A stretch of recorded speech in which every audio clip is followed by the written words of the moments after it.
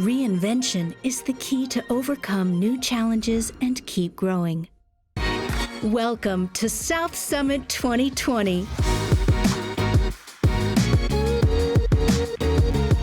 A new networking platform with a revolutionary live TV format to access and connect from any device, anytime, and anywhere. Join South Summit 2020 and multiply your business opportunities.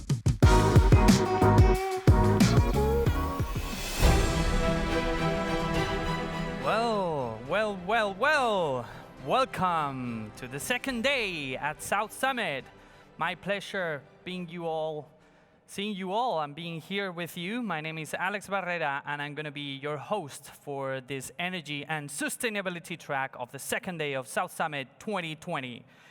So before we start, I want to remind you that even though our stage is in Madrid, we are connected with people all over the world. It's my pleasure to see faces all the way from South America to North America to Europe to Africa, all the way to Asia. And I'm actually seeing some of those faces that we're going to talk about in a second.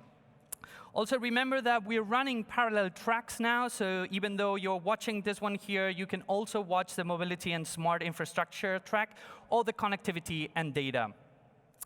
Last but not least, please remember that this afternoon we'll be running the prime time sessions, and we have some really interesting speakers. Maria Eugenia Girón, Vice Chair and Board of the Directors of Oceana.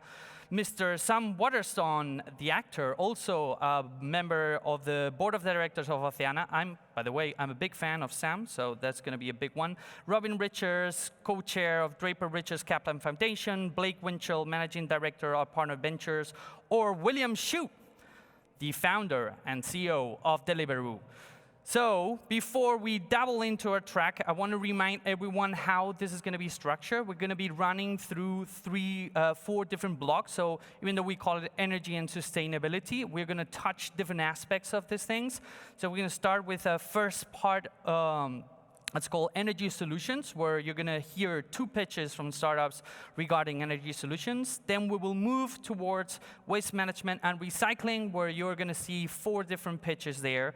Finally, we're going to move to energy with two more pitches. And last but not least, sustainability with three final pitches, which, by the way, I hope you enjoy. And please remember, and I'm very happy and glad to introduce our sponsor, Endesa, who's the host and the sponsor of this track. And without further ado, I want to introduce how we're going to do the startup competition. This year is definitely a little bit different. So we're going to have two types of judges. We're going to connect with a bunch of judges digitally and virtually that I'm going to be introducing in a second. And we also have some very good friends of ours, which are going to be the judges that are also going to be physically here with me on the stage. So just a reminder, we're going to run the pitches are a 3-minute pitch, and then we're going to go to a Q&A with both the virtual and the in-person judges. That's going to run for 30 seconds each response and 2 questions per startup. And without further ado, I want to introduce our judges. So first, I'm going to start with the beautiful people that are joining me physically here. So I would love to extend my gratitude for you guys to being here. So people like Fernando from Enel, Rebecca from Ferrovial, Fernando also from Enegas, Pedro from Sacyr, John from Naturgy, thank you for being here, and Ricardo from BBVA. Pleasure having you guys. Thank you very much for joining us here today. And let me go to our super digital, duper virtual panel. How is everyone connected there? I hope everyone is watching and ready. Do you have the popcorn ready? Big tank of water. This is going to take a while, so I hope everyone is ready there.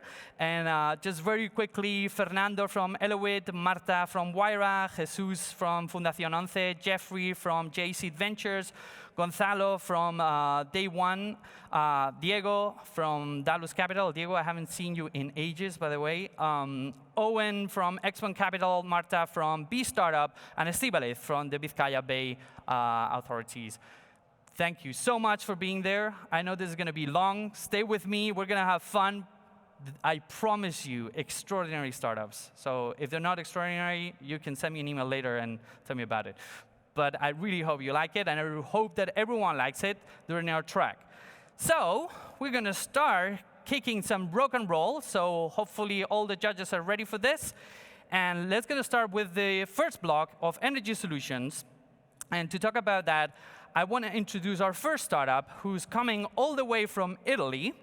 And it's a plug-and-play IoT solution for to improve indoor air quality and energy consumption, and also the management of the whole thing through AI algorithms. So to introduce the next startup, please welcome Isabel Tejero, the country manager for Iberia for Enebrain. Hello, dear audience. I was wondering how you're feeling right now. It's been a long day listening to the companies and learning about super cool innovative projects, but I'm sure you are tired. Just for the record, the companies here, we are just partially responsible of your fatigue. Because what about the air you are breathing or the place you are? Indeed, when you have a bad ventilation, it leads to a high level of CO2 in the air, meaning that you're going to start feeling tired, bored, feeling discomfort. It's also saying that we have energy inefficiencies in the system. The bad news here is that this is not an extraordinary situation, but a usual one. And the 30% of the energy we are consuming in the world is just for buildings. And the 40% of this energy is just covering the air conditioning needs, which means that we have a huge problem. How can Enebrain help solving this context? Enebrain solves all these issues, making your living environment comfortable without the pollution or energy waste by improving the regulation of the HVAC system thanks to artificial intelligence and Internet of Things. We only need a set of wireless sensors gathering information about the environment, sending all this information to the cloud where our powerful algorithm will treat all this data and will define the best way to improve energy efficiency over the time. We will need some actuators we will install before the main equipment and control everything thanks to our intuitive dashboard. As you can imagine, there are some other companies working on this field. Big companies, small companies. What makes us unique is that we can retrofit any building in only few hours, and we are compatible with any existing building. Buildings using Enebrain today have reduced energy bills up to a third. The energy we save will allow the final client recover the investment in around 2 years, including the annual fee for our services. We have some other business models, leasing, ESCO, but in any case, we can always commit with the final client with the level of savings we will achieve. Before finishing my presentation, I would like to introduce the team making possible this technology. We are a group of 50 experts based in different locations in Europe, Asia, Middle East, who has been awarded several times since 2015. In any case, I would like to highlight our greatest success. That is the trust from different top companies that they are implementing our technology, not only in-house, but with their clients. We want to continue being better and better. For that reason, we are looking for partners to help the journey to make the buildings more efficient. If you think you can be one of them, we will be happy to talk to you. Thank you. Oh, yeah. Wow. Thank you very much. That was very cool. So I hope we have Isabel connected. I want to go back here to our judges. So please, judges, we're going to get ready for a question. So please raise your hands so we can locate you. There's a lot of you guys. So raise your hands so we know who's going to ask the question. Remember, it's a 30-second question. So be quick. Now, do we have any questions? Let's see. For judges, no questions so far. There you go. Owen, thank you for joining us. Please fire away and don't put them into a tough spot, please. Hi, thanks so much for the pitch. I was just curious how much it costs to implement it and how many either people hours or what percentage of of a year's revenue, let's say, does it cost to implement each one? Well, the cost depends on the solution we are going to find in a specific building. But depending on if we are talking about supermarkets or malls or Europe or airports, the cost is going to be different. But we can have in mind that it's going to cost around 2-5 euros square meter. But we are going to recover the investment in around 2 years. So if you know what is the cost for the HVAC in a And specific building, we're out of time. I'm sorry. you will know it. Oh my God. Sorry. I feel like being in one of these contests where it's like, oh, you lost a car. So I believe we had another question. So please, our judges, raise your hand so we can locate you. Where is the next question coming? Okay, I believe we have it in one of our physical judges. Okay, I believe. Ricardo, you have the next question, please. Go ahead. Oh, hi, thank you so much for your presentation. My question is about your value proposition. In addition to strong savings to the clients, what do you offer exactly to them? Is there anything else you can deep dive in, please? The value proposition is that we are going to install very quickly without no interruption of the activity.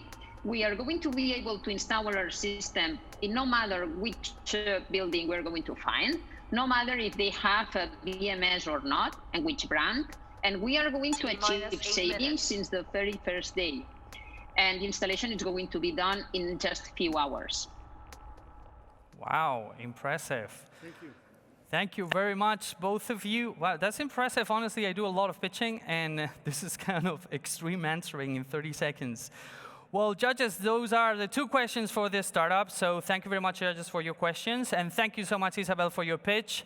And let's move on to our next startup of this first block.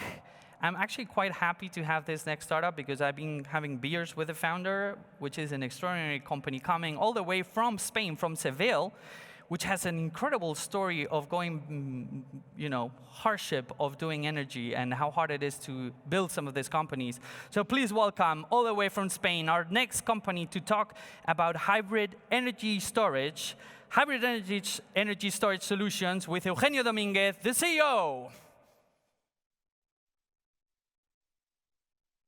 Hello, good morning. I'm Eugenio Dominguez. I'm the CEO of Hestec. Hestec is a technological company that provides optimized turnkey energy storage solution based on a hybrid approach. And the question is, why hybrid? Right now, we are involved on a complete energy transition of the grid, with the massive integration of renewable sources, with the integration of electric vehicles, and an important upgrade of the grid.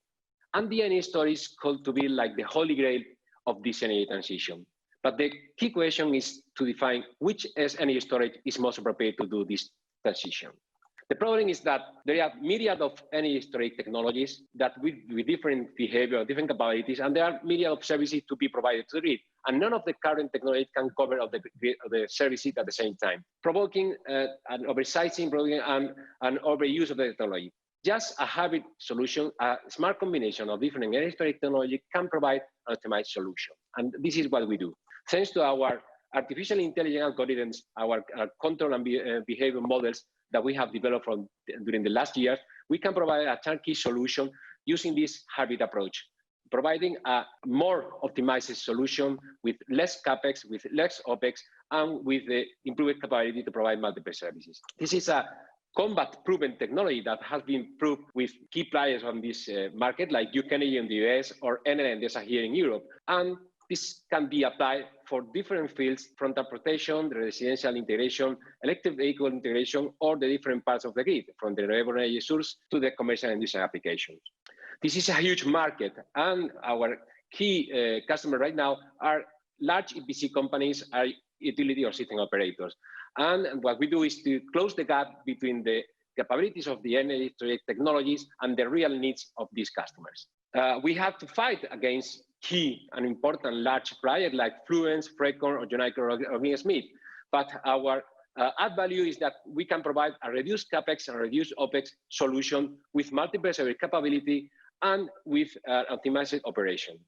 At the end, what we do is to provide this turnkey solution, also providing energy storage as a service and the operation and maintenance services, closing that gap between the capability of the energy storage and the needs of our customers. This last year has been a key year that we have contract up to 1.4 million in sales for different projects. And we expect that for the next year, we will achieve 4.6 million on sales. And we are going to provide solutions for renewable utilities like Enel, Red Eléctrica, Iberdrola, or Acciona. This is thanks to our team, a team with more than 20 years of experience developing system for any storage. So at the end, what we want to do is to unlock the energy transition thanks to the use of VM storage. Thanks so much. Boom! Thank you very much, Eugenio. Pleasure having you. Okay, judges, ready for rock and roll? Let's see if we have any questions. Please raise your hand, judges, so we can locate you. Let's see who has a question. There we go. Let's see. Okay, I believe, Diego, we have a question. Go for it, please.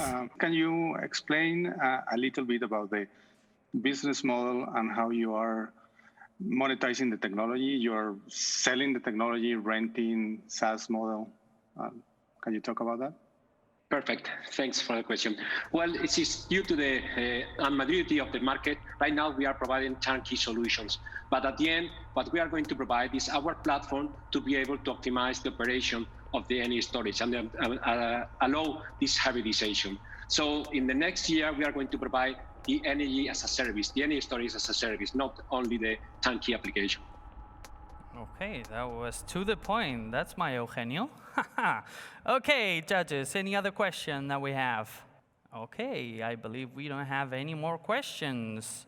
Well, Eugenio, thank you very much for your pitch. Judges, thank you very much for your time. And let's move on to our next block. We're actually stepping out of the energy solutions, and we are stepping into the waste and management and recycling block. And to talk precisely about that, I have someone on stage with me that I would love to invite in a second. He has a stellar background. He probably works in one of the most iconic brands in retail around sustainability. It is an authentic pleasure having him on stage here with me. So please welcome Javier Goyeneche, founder and president of EcoAlf. Hello, Javier. I don't know if let's do this. There we go. Please have a seat. How are you doing? Very well, thanks. Good. It's a pleasure having you here, and I'll tell you why. I keep having startups coming to me and saying, yeah, we're going to get into the sustainability thing. And every single conversation ends up with, by the way, do you know the guys from EcoAlf? I'm like, it's funny, you know, several years ago, no one gave nothing, yes. And now everyone is taking you as the reference, right? So I would love to get into how do you achieve that status, because what everyone tells me, all the startups tell me is like, you know, we want to do this, but it's so hard without collaboration, right? We want to recycle materials, but how do you get people to give you those materials? So I believe you guys stroke a really powerful collaboration with fishermen, for example. So I would love to hear a little bit more about how you achieve that. How do you get that scale? Well, I think it's many years. I mean, we started in 2009, so it was, in 2009 it was even more strange because people weren't so used about the word recycling. I mean, even people would ask me, why would anybody buy a recycled jacket when they can buy it new? And I said, well, because there's going to be a point where there's not going to be enough natural resources, so we have to start recycling our own waste. So I think the waste is not the problem, to be honest. Unfortunately, there's waste everywhere in the world, so it doesn't matter where you go. It's more important the technology that goes behind the waste to convert that. That's why the beginning was quite tough, because we started recycling fishing nets in Korea in 2011.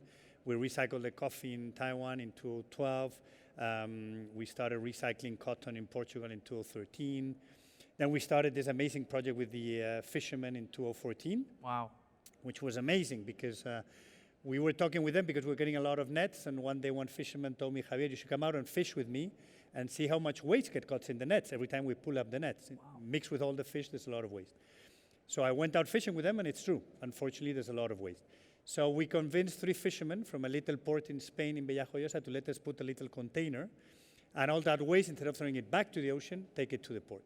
Right now, it's over 3,500 fishermen in Spain collecting waste every day, more than 600 tons taken from the bottom of the ocean. Wow. Then we started collaborating with the government in Thailand, where I go every 3 months. So we have a joint venture with the tourism authority. So we're replicating the project. And now we're starting to replicate it in all the Mediterranean. We signed 6 ports in Portugal. We're signing the first one in Italy next Monday. Wow. And so the goal is to work with over 15,000 fishermen from all the Mediterranean. Well, I mean, when you get to do things, you do it the big way, right? I was actually thinking, you know, I'm a big tea fan. No projects on recycling tea? You know, all the tea that people use? Just Not for the moment. I just leave it there. Let's think about it. No, the truth is, as you said, is not just the reuse and recycling of these materials, right? It's the fact that you guys took this an extra step, right? I believe that you are incorporating technology not just to reuse these things and how do you create the new retail and the high quality of the clothes you make, but also they have properties that are also good for the environment. Can you talk a little bit more about that? Like, well, for example, the coffee. The coffee is amazing, no? Because the coffee has natural properties, you know, it's anti-odor, it's UV protection, it's fast drying. So putting the leftovers of the coffee in the polymer, then you don't have to give it through chemicals. So I think that there's a lot of ways to do things in a more natural way. Of course, with the dyeing materials, with everything. No, it's just a matter, as you said before, it's more complicated, it's more expensive, takes more time, takes more effort, but that's... Well, now everyone is shining a light on you, so that... Well, I think that what you do is not enough anymore. I think how you do it is much more important. I think anybody can make a t-shirt, anybody can make a building, anybody can make food. The problem is, how is that building made? How is that food made? How is that t-shirt made? I think how you do things is very important. Which actually, by the way, you keep bringing coffee, right? I just told you I like tea, and you keep bringing on coffee. Okay, I don't drink coffee, by the way. I remember that. I've never drank coffee in my life, but it has a lot of incredible properties. No, but I was thinking that there's also been a trend happening, which is the people want to know where things come from, right? And there's been a big effort. There was a lot of talking when blockchain came around. Let's try and trace the whole supply chain and how we're doing these things. But you're actually doing it, which for me is impressive for the fact that there's a lot of talk about that and not a lot of implementation around that. So I would love to hear, you know, what are your thoughts? What's the status of the project that you have? I believe you have a project around that. So what's the status of that for you as a company? Well, I think when I founded the company, I always said that I didn't want to be a storytelling company. I wanted to be a story-doing company. So at the end, I don't want to tell you there's a problem in the ocean. I want to be part of the solution. I know that even though we take 600 tons of waste every year from the ocean, I mean, there's 8 million tons of trash coming in. So I'm not going to clean the ocean. But I think it's a way to start. It's a way to create awareness. And it's the same way. Next month, we're starting a project. We're going to clean up, because, I mean, unfortunately, all that waste goes to the ocean through the rivers. So we're cleaning the first river from beginning to end, 165 kilometers of river here, Rio Jarama, which we're going to do in collaboration with Biotherm, a company from cosmetics. And we're going to do cleanups every 15 days for 3 years, cleaning step by step of the river. No? And showing that at the end of the day, if we clean the rivers, there will be no waste in the ocean. So I think it's a matter of thinking of projects and starting. It's just, we're a quite strange fashion company. Well, you make it look very easy, to be honest. No, but you can see that it's your values, your personal values, what come into play. So very quickly, because we're running out of time now, what would be the advice you would give to all these companies that are now starting, right? You've been the trailblazer. So what would you advise them to do? What should be the one thing that you say, don't do this or do this? Well, I think the world doesn't need more companies doing things in the same way. I think there's a new generation of companies that need to do things in a different way and show that that can be a balance between the planet's health and our current and future needs. No, it has to go together. Because to be honest, I cannot envision a planet going terribly bad and companies going incredibly well. So that in my opinion, that doesn't match. Yeah. So I think for the people who start, I say, I don't know, I would encourage them to be innovative and try to be disruptive. Don't stay in the comfort zone, because at the end, there's too many companies already in the comfort zone. That's a good advice. I think I'm going to share your email later on so they can talk to you. Javier, okay, we're out of time. Thank you very much. Thank you so much for being here. It's a pleasure and an honor meeting you. Thank you very much. Thank you very much, Bye. Javier. Okay, so that was cool. It pains me so much that we don't have enough time to keep talking around these topics. However, we do need to go back to our startups, and our next startup is coming all the way from Brazil. And I'm lucky enough that I have been involved with the judging of the original projects that came, so I know most of them. And this one is one that actually caught my attention because it has some impressive science behind it. So I want to welcome our next startup, as I said, from Brazil, and they're a biotechnology company that develop new materials that absorb oil in the most efficient way in the world. Not just efficient, but in the world. So please welcome our next startup, Guillermo Pinheiro, founder and CEO of Biosolbed from Brazil. My name is Guilherme Queiroz. I'm the founder and CEO of Biosolved, a Brazilian biotech company applied to new materials development. I'm here today to show you an amazing solution for oil chemical spills. Almost 6 million tons of oil were spilled in the last 5 decades, only overseas according to ITOP. Ladies and gentlemen, I present you the BioBlue Natural Absorber. Here we have 2 tanks, and we're putting crude oil in these 2 tanks in the same quantity. In the first tank on the left, we use polyurethane, which is able to absorb 12 kilograms of oil in 30 minutes. In the second tank on the right, we use our product, the BioBlue Natural Absorber. Our product absorbs 22 kilograms of oil in only 15 minutes, twice more absorbed in the half of time. This product is made with palm fibers discarded in many crops in Brazil. Only 3% of a palm tree is used to produce the heart of palm, a eatable product here in Brazil. And we use the rest of 97% to produce, among other products, the BioBlue Natural Absorber. The most important, this product is the only one that allows the reuse of spilled oil. So we can recover the oil from the sea or land and put again to refine. See the difference between these 2 products. As I said, our product is natural, twice more absorbed in a half of time, and the most important, 95% of oil recovery. I went to France and Total has challenged us to test our product in the Cedric Institute, and that's the result. Our technology is the #1 in the world. Some competitors from Germany, United Kingdom, United States, and some of our products. We produce absorption barriers, containment barriers, kits for industries, ports, airports, highways, mining companies, or even to small repairs. And that's the reason because our market is so large, $145 billion in 2019. Our revenues last year, $1 million, and our projections to 2023, $85 million. We have just closed our Series A here in Brazil, $3.75 million with a valuation of $25 million.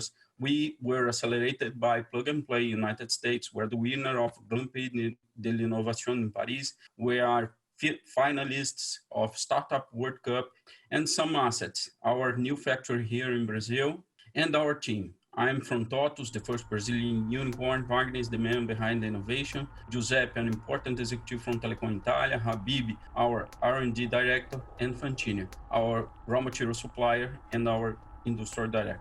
Believe me, we believe that we can change the world. Actually, between making money and saving the world, we choose both.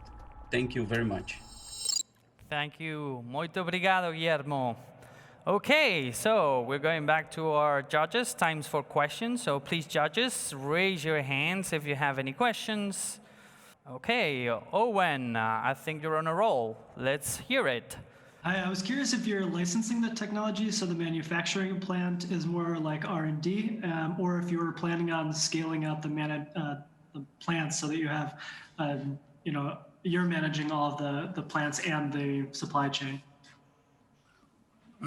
We manage all the plant, and we use the biotechnology to analyze the fibers and to create new programs, new products from these fibers. I don't know if I understood right your question, but if it's right, this is the answer. That was interesting. Thank you, guys. Okay, any other question that we have? People, judges, raise your hands so we can see them.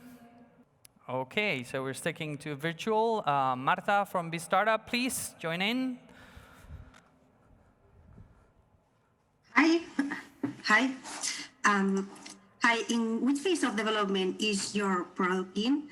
And have you raised interest from large corporations or industrial sectors? And tell us, could you tell us the specific sectors of application of your product in order to have some examples? Okay.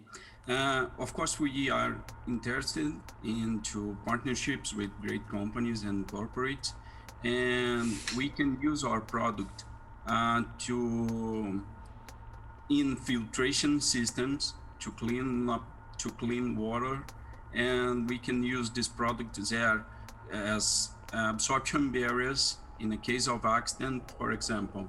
And we sell to companies such as Vale here in Brazil, Vale, mining company, steel companies, or And we're oil out of time, and gas Guillermo. companies.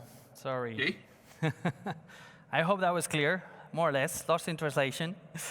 Okay, Guillermo, muito obrigado. Thank you very much for joining. Thank you very much, judges, for your questions. And let's move on to our next company. We're switching continents now. We're going back to Europe and all the way to a country I actually love very much. Not that I don't like Brazil, by the way. I was there in March, so still a beautiful country. So we're flying back to Europe and all the way to Greece to introduce our next startup from the block, where they enable the smart waste management. And it's so hard.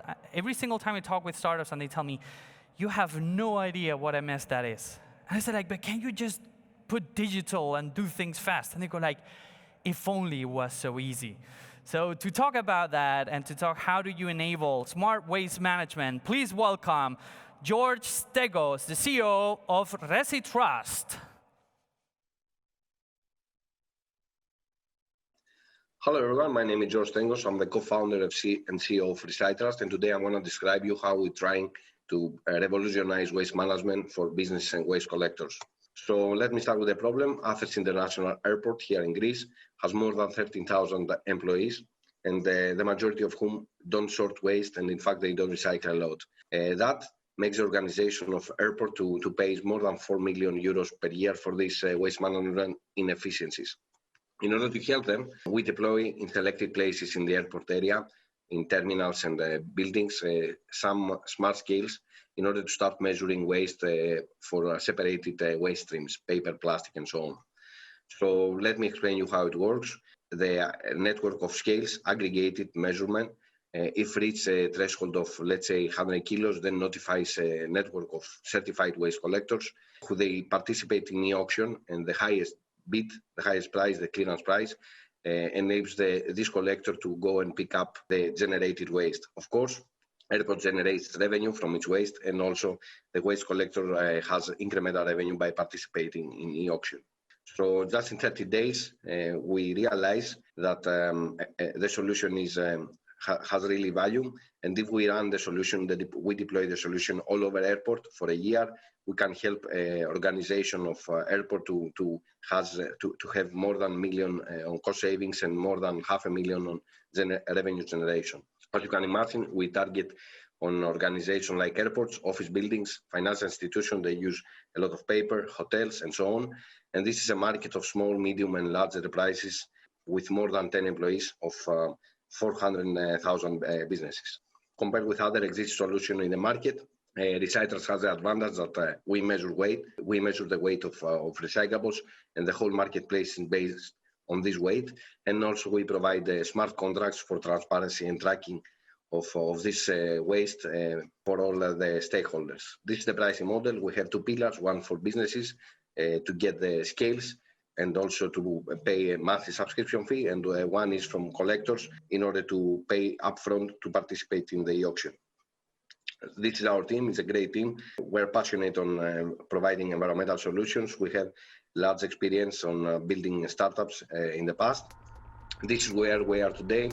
We officially incorporated on February 2020 with the participation of InnoEnergy. In fact, we are the first investment of InnoEnergy in Greece. And based on current trends, we're expecting to install more than 5,000 scales in 500 businesses here in Greece. And based on that, we're expecting to generate more than 8,000 euros in revenue. Thanks a lot for your attention, and hope you like our solution. Thank you very much. Efcharistos, George. Okay, we're going back to our physical judges. Okay, Rebecca, it's your turn, please.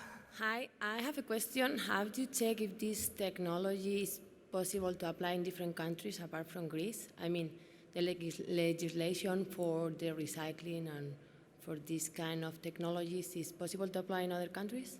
Okay, first of all, as I mentioned, we just incorporated on February 2020. So our main focus is to establish and penetrate the Greek market. We're aware about legislation.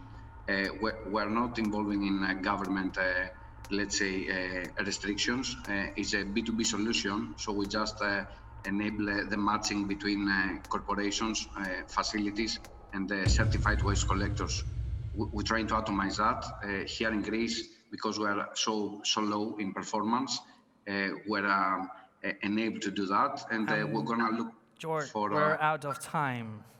Okay, it's okay. I was gonna say, like, nice moment to incorporate the company, February 2020. Yeah, just before the lockdown. True. Okay, any other questions, guys? Judges, physical, virtual. Do we have any other questions? Okay, Marta, from virtual, please come in. Can you tell us a little bit more about the product? Are you actually selling the waste collector, or is it something you're placing in existing waste collectors? Okay, we just provide smart scales, scales that measure the weight of recyclables to corporations and facilities. They place the scales underneath existing bins, network of bins, so we can able to start measuring, and we charge the corporations per scale, one-off a gate fee, and then a subscription fee per connected device per scale.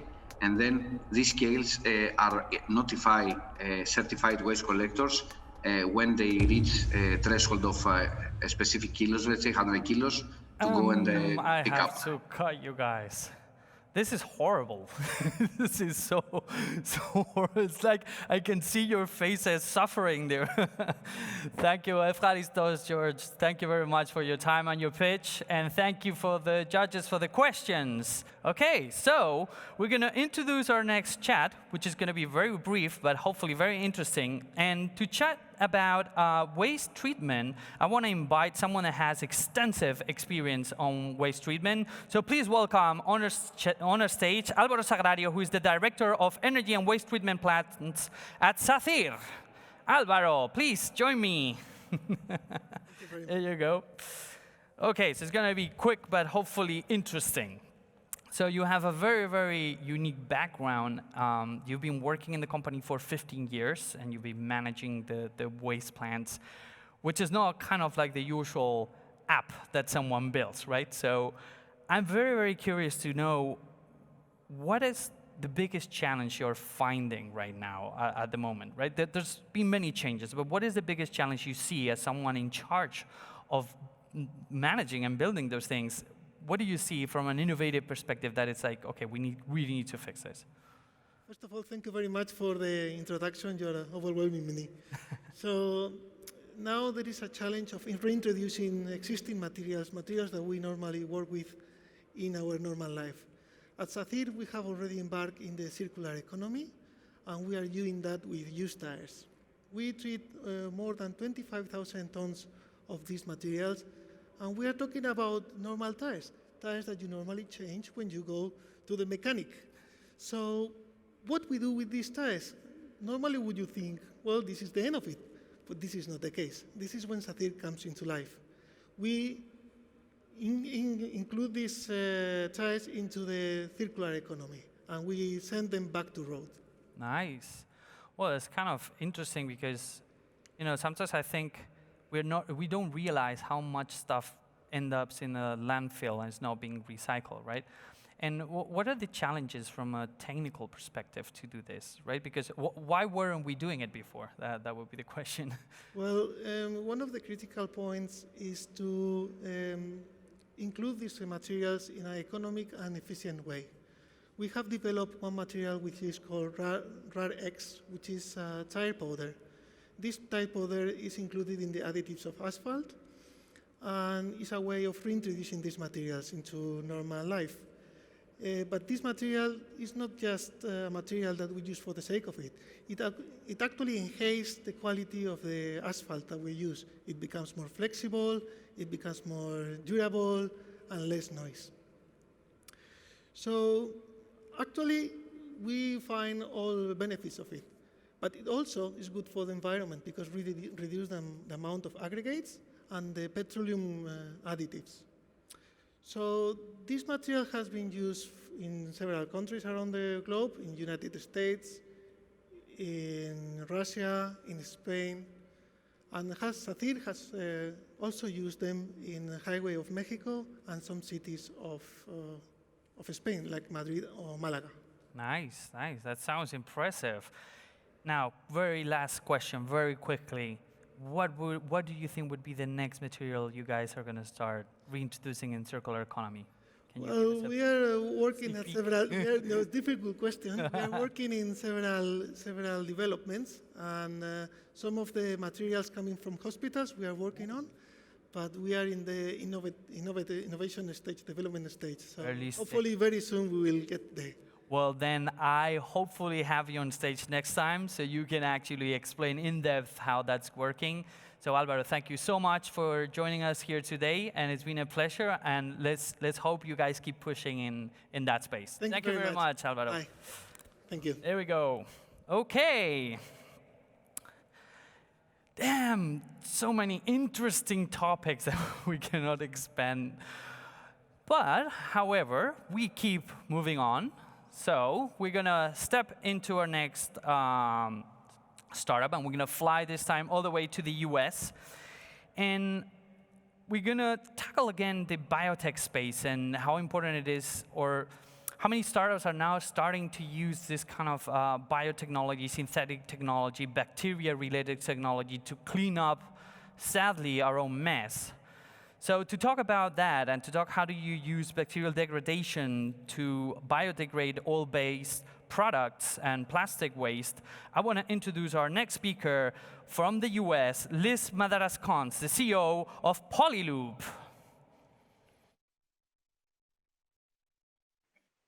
When I started venturing into bioengineering almost a decade ago, I wanted very specific things, namely a corporate career. But then I saw something disheartening. Out of the 300 million tons of plastic waste we generate each year, more than 86% ends up as landfill, leaks into the environment, or is incinerated. I couldn't take it anymore. So I decided to use my knowledge to go find Polylube, the best chance we have towards a plastic neutral planet. The biggest driver of the plastic waste crisis comes from packaging. We use it and then we dispose of it. And then it lingers on in our environment forever. It doesn't have to anymore. We can go from this to this. And let me show you how. Take your run-of-the-mill Coke bottle, for example. It could outlive all of us numerous times. It doesn't have to anymore. In 50 days, it can go from your hand to this, a non-toxic sludge. And that sludge contains nutrients. It can harbor life. How did we do this? Through biotechnology. We have invented a cocktail of bacteria. 2 of them are genetically completely unique on the globe, and they're capable of consuming the carbon inside the plastic as their sole carbon source. This technology is currently being patented. We don't want to eliminate other recycling methods. We want them to work, but we also offer complementary technology. We can deal with all plastic packaging waste. There's no need for sorting by type or by color. We don't use any chemical solvents, and we can transform your plastic waste into something valuable. This is a unique technology on the world, and we recognize that the marketing potentials are huge. We can be a sole bacteria supplier to the globe. We can transform plastic waste into nutrient-rich soil. We can be industrially scaled within 2 years, and the other possibilities within our bacteria are countless. Here, I could talk to you about market size, valuation, and whatnot, but I want to impress on you something even more important. No one will make any money if everything is dead. The green economy is the new economy and the only economy which we can function on. We're a very young team in a very young company, but we've all left our corporate careers behind to build something greater than ourselves. I hope you can join us in our journey. We've only been a company since April, but we've been featured in numerous publications and we have very strong partners. And now we're here at South Summit, and I can only hope you like us. Finally, I would like to leave you with one of my favorite quotes from Nelson Mandela. He believed in his dream, and we believed in ours. And I can only hope you're brave enough to do so too. Thank you. Thank you very much, Liz. There's one thing that I feel it's important to kind of highlight, which is the fact that I love when we see very young teams tackling these really hardcore problems. A lot of bioengineering, a lot of biotech, a lot of synthetic biology. So that's pretty amazing, Liz. Congratulations on what your team has been achieving. And let's open up the floor to questions. Please, judges, raise your hands so we can find you. Any questions for Liz? Okay, I believe Diego wants to ask a question. Diego, please, patch in. Yes, great presentation.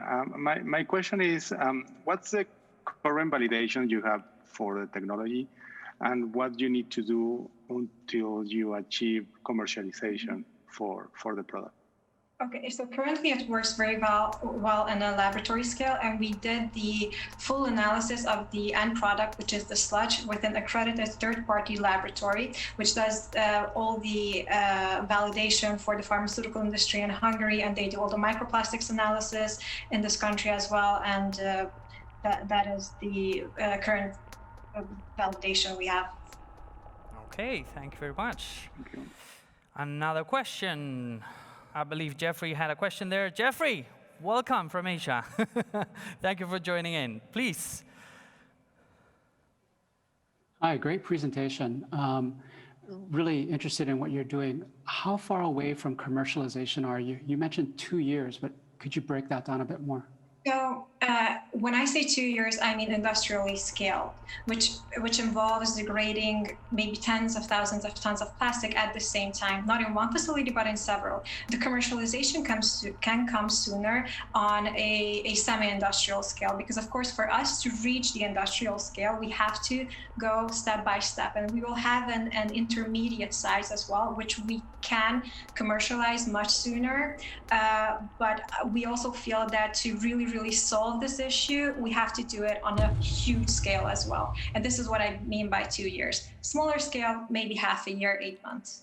Okay, thank you, Jeffrey. Thank you, Liz. Thank you very much for your pitch. Thank you very much for your questions, judges. That was pretty impressive. I love this hardcore scientific things, and putting it on the field and actually hopefully working gives me hope. And I love by the way, I love the quote.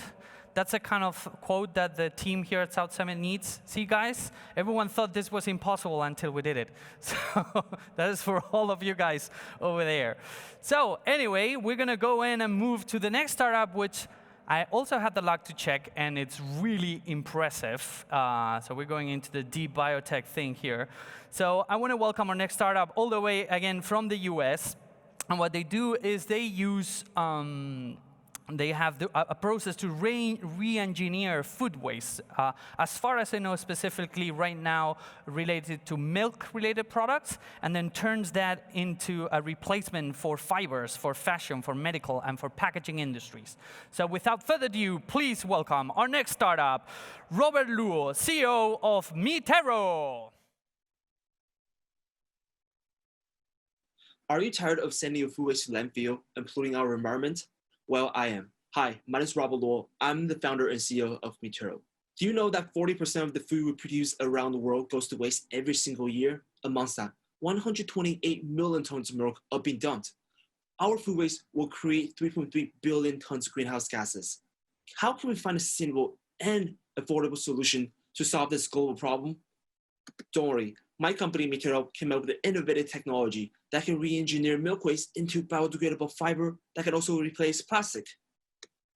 Our first patent-pending technology extracts and purifies milk protein from expired, spoiled, or bad milk through our patent-pending process called protein activation. Then we remove bacteria and other unwanted substances from milk protein through self-assembly purification. Our technology could potentially apply to any type of protein-based food waste that includes plant-based products. Our second technology separates the two different proteins from milk, casein and whey. We spin casein into fiber I'm holding up right here, which can be made into t-shirt, just like the one I'm wearing, face mask, bed sheets, and other textile application.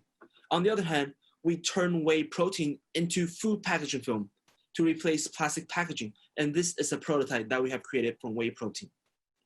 Our fiber is skin-friendly, allergen-free, 100% biodegradable, and requires 60% less water than organic cotton. Our fiber will also cost lesser than organic cotton, making it very market competitive. Our whey packaging film is 100% biodegradable, edible, and non-toxic. Not only are we helping cheese and yogurt manufacturers reducing disposal costs, but providing a viable solution to replace their plastic need. Our packaging film will also cost lesser than any of the bio-based materials in the world, and the performance will resemble the current performance of PET. We're securing our upstream resource by partnering with DFA, Dairy Farmers America, to launch our pilot in 2021. DFA is the biggest raw milk supplier in the world. We have received early purchase commitments from Dole and Arla. Harada, on the other hand, has purchased our milk fiber to start producing apparel line for their own. We'll begin to launch our pilot in 2021 and to scale up our production in 2022. We have a team that generates results. We have a team of serial entrepreneurs, PhD material scientists, chemists, and marketing experts.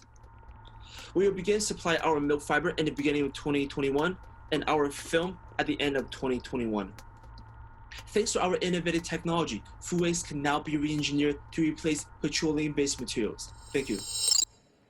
Boom. Robert, I know you're connected there. I want a t-shirt, please. Let's exchange emails afterwards. I want one of those. I love how he keeps showing the product. That's great idea. Anyway, judges, are you ready? Do we have any questions? Okay, so I believe we have a question here for the judges here physically. Fernando? So, Robert, thank you very much for the presentation. Indeed, it was very interesting, amazing product, and really interesting to be one of your customers in the future. My question is regarding your roadmap. You said that, you are going to increase the revenues very bravely in 2021. But my question is, which is the most important element that you need to scale up the company? What is the more important risk? It's a question of technology, of course, a question of money. What is the most important risk that you are going to achieve in the roadmap? The most important thing for us to scale up is the technology. We're currently developing the protein extraction machine, which will be ready by the beginning of next year. And we're also partnering with a very big dairy farming association in the US called DFA to launch our pilot on their site in 2021. So we will be able to reach scalability next year. Okay, Fernando. You know what? I have a question for you now. So you're heading open innovation, right, at Enagás. So how do you see that accelerating the energy transition? How important it is from your perspective? You're right in the dead center of it. As you know, we have a huge challenge for the humanity. The challenge is the climate change. And indeed, for this challenge, we have to join forces. And indeed, we need the innovators, we need the VC industry, but also one very important element is the corporations. So from Enagás, we are trying to help this ecosystem to grow, to achieve this huge challenge in 3 lines. The first one is supporting with equity, with money, with capital. That's always good. This is good. But and here even is most important than in other technologies, because as everybody knows, here in energy and sustainability, the investment capacity has to be very high in order to accelerate the project. It's not a question of very small seed capital. You have to invest just for the beginning alone. Not cheap. So we have to join forces to do that. So that is very important. The second element that we try to work is to offer our technical capacities, our infrastructure in order to help the companies to grow. And the third, that is also very important, is the corporation could offer the commercial challenge to scale up the company in terms of commercial side. So in that sense, Enagás, we have invested so far 20 million euros in more than 14 startups.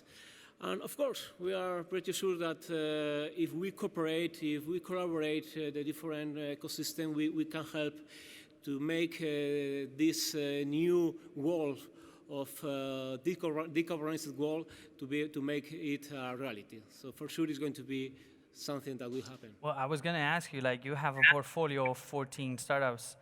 Do they give you a hard time? Yeah. Let's leave it at that. Thank you very much, Fernando. Okay. And let's go back. I don't know if, meanwhile, do we have any other questions? Judges, virtual judges, any other questions for Robert? Fernando, please come in through. Hi, Robert. It's a pleasure to meet you. I have a question. You are going to focus on the milk protein, or you are going to develop in some other products? So our technology could potentially apply to other products as well, such as soy, distilled grain, and other type of plant-based protein. You are thinking about to develop that solution? We are thinking of that. We are actually testing it with Budweiser. Okay. Wow, it's impressive. Well, that one I knew because I had checked the pitch, so I knew they're working on new stuff. Robert, thank you so much for being here, connecting all the way from Asia. And thank you very much, judges, for your time and your questions. And we are stepping out of this little block, and we're stepping into the block around energy proper. So, to kick in the new block, let's welcome all the way from Germany, an intelligent grid platform, and please give a big welcome to Simon Kopman, CEO of Envelio.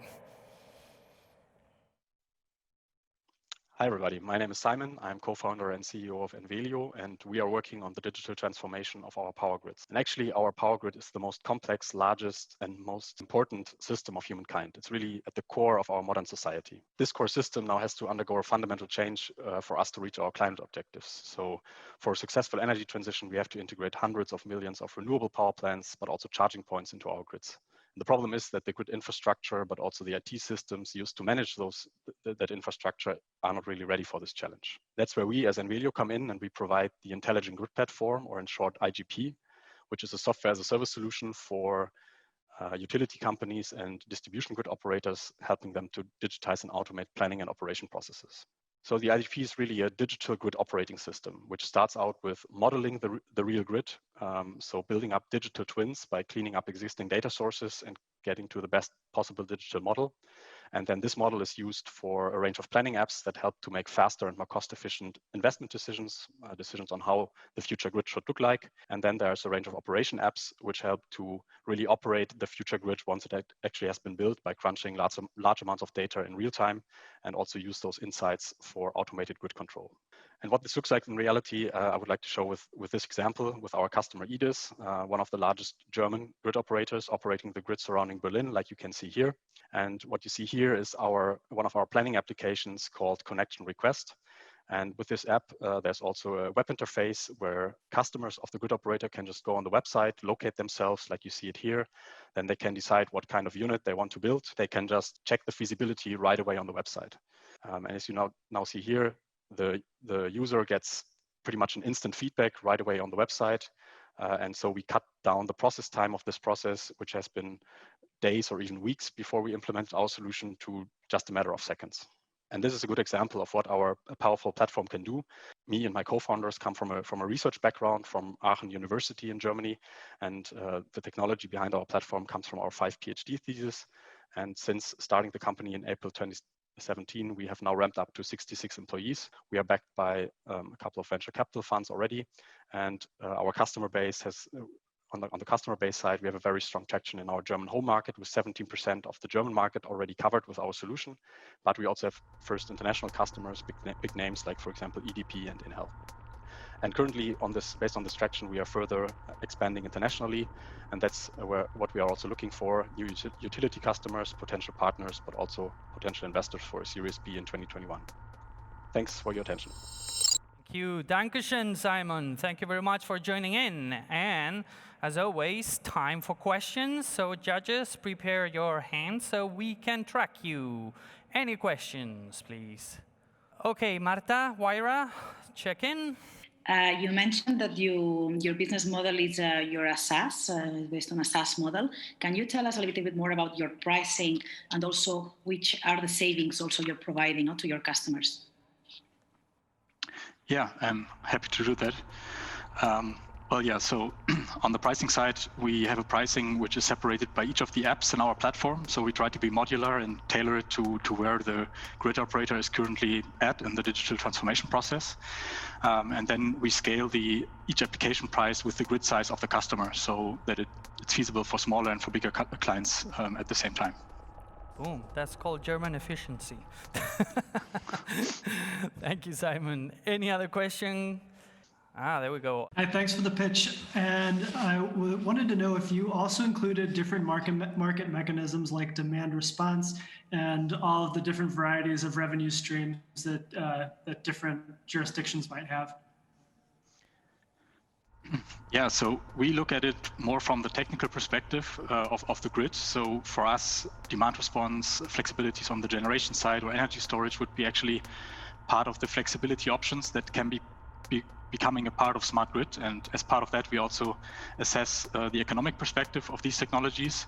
But we don't look at each of these individual business models in detail. Rather, we look at it from a grid perspective, from the DSO perspective.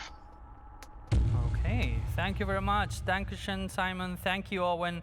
I have a question for Owen later. He's wearing, is that a Patagonia vest, Owen?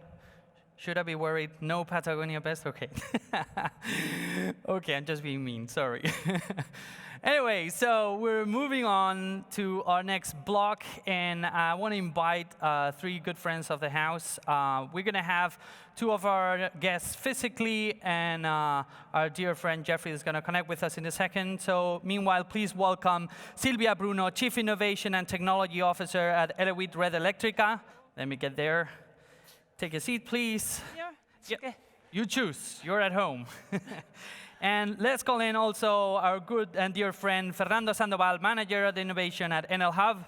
Fernando, pleasure having you again, as always. Hello. Here we go. Great to see you. And on this other side, I hope oh, wow, that was fast. Jeffrey, thank you very much for joining us. Jeffrey Char, founder and CEO of JC Ventures. And now that I have you here, thank you for the time schedule, because as always, connecting different areas, different regions, there's always someone that gets a little bit screwed. So thank you very much, Jeffrey. Your track record is impressive. You've sold companies, you've created so many companies. Now you're devoting your expertise and your funds to invest in accelerating the energy transformation, right, and the acceleration of this. So I wanted to know, and this is kind of a unique question that you probably have a very unique perspective on this. How do you see the pandemic affecting energy transition? We had a certain trend, so I would love to get your take on what are you seeing on the ground as someone that's very involved in this. How that has affected it? Wow, okay, that's a pretty big question. I think it really depends on which part of the pie you're looking at.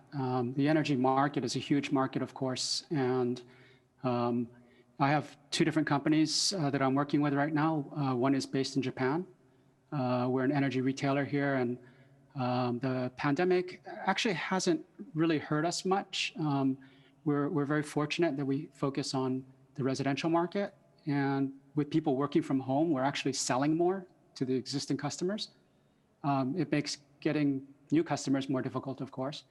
But I think in general, the pandemic is really causing everyone to reevaluate kind of the norm. And you're seeing an acceleration of a trend towards digitization and whatnot. For one of my other companies in Southeast Asia, it's very difficult because I can't travel. And so I really need to be on the ground visiting in Cambodia and Myanmar and whatnot, but it puts things on hold. So it's a double-edged sword. Okay, so I'm gonna keep pushing here with a challenging question. We are seeing kind of very different speeds and very different models towards several industries, including the energy industry, between Asia, Europe, and the US. So do you see big differences between what you see on the ground there in Asia and what you see maybe in Europe and the US? Are they big differences, or everyone is kind of aligned towards an energy transition? I would kind of divide it a little bit different. distinctions are less important, I think, than, say, the development stage of the local market. So in developed economies, a lot of the infrastructure has already been built. And so the transition to the distributed model with renewable energy is inevitable, but it will probably take longer in these markets because we've already invested in the infrastructure. In other markets where they're less developed, especially where you've got energy access being the main problem, this will actually accelerate the trend because in these places, they'll just leapfrog what we've done in developed economies. Instead of building out centralized large grids, they'll probably build much more distributed mini grids and whatnot, where you generate the power locally and use it locally. So that trend is actually, they'll probably leapfrog us in that sense by perfecting those technologies and lowering the cost. Wow, that's impressive. Thank you very much, Jeffrey. We're very honored having your perspective, very, very unique perspective, and we really appreciate you being here with us. And wait for me for a second. I'm going to switch sides and talk with our guests here physically. How are you guys doing? Good? Right. Excited? Yeah. Good. So, Sylvia, I'm going to start with you, that you're closer to me. So, big question. I know this is a challenging one. Is energy transition happening fast enough? Oh, such a good question. Energy transition, I think it could be called as a moonshot in innovation terms. So what does it mean for us in the Red Eléctrica group? Means that we have such a big challenge, and that means that in 2050 we have 0 emissions. And that means also the decarbonization of the economy. So this means 100% of introduction renewable energy, and also including the supply of electricity in sectors that it's not so present today. So we have also goals in 2030 and 2040. Spain, I think, is a big example of introducing renewable energy, but I think we need to push forward and push more to facilitate technology solutions. For that, we are working on that. I hope they hear you, but Spaniards are pretty loud. We hate change, so let's see how we manage that. And kind of connected with that, Fernando, I wanted to ask you, like, as we were talking with Jeffrey, you know, the pandemic is accelerating this, and the trends were already there, right? But this is kind of accelerating and putting a sense of urgency around this notion. So how are you guys adapting to this change? Because it's a pretty brutal one, right? So COVID-19 has shown us that innovation pays off. That is something that we have seen in the group. Because thanks to the work we have done in innovation all the previous years, we have been able to continue operating worldwide and be resilient in this time. So this has been great for us. But COVID-19 has also shown us that we have to keep pushing, we have to be tackling even harder towards energy transition and speeding it up. So, and we are also convinced that we can rely on startups, we can work with them in able to get this goal. So that's why we have launched Reshape, that is a global call for startups, where we are tackling challenges either resulting from the new scenario or that have become more relevant because of it. And these challenges cover all of our value chain, from power generation all down to delivering better products and services to our customers and to society. So my message here is to invite all the startups to join us before November 30th. That is when the call ends. I was just thinking, like, one day at your office has to be pretty crazy, like with all the urgency and all this stuff coming in. So thank you very much. And kind of connected to that, what are you guys doing? What kind of projects can you talk us about that kind of showcase this situation, this transition towards around energy? So for us in Elewit, we are the technological platform from the Red Eléctrica group. We are working in a lot of projects and initiatives with all the tools and nurturing all the tools that an interconnected global and diverse ecosystem brings to us, like, for example, with our corporate venture capital, with our venture builder, with our venture client, and also with the innovation projects that arise from the internal knowledge.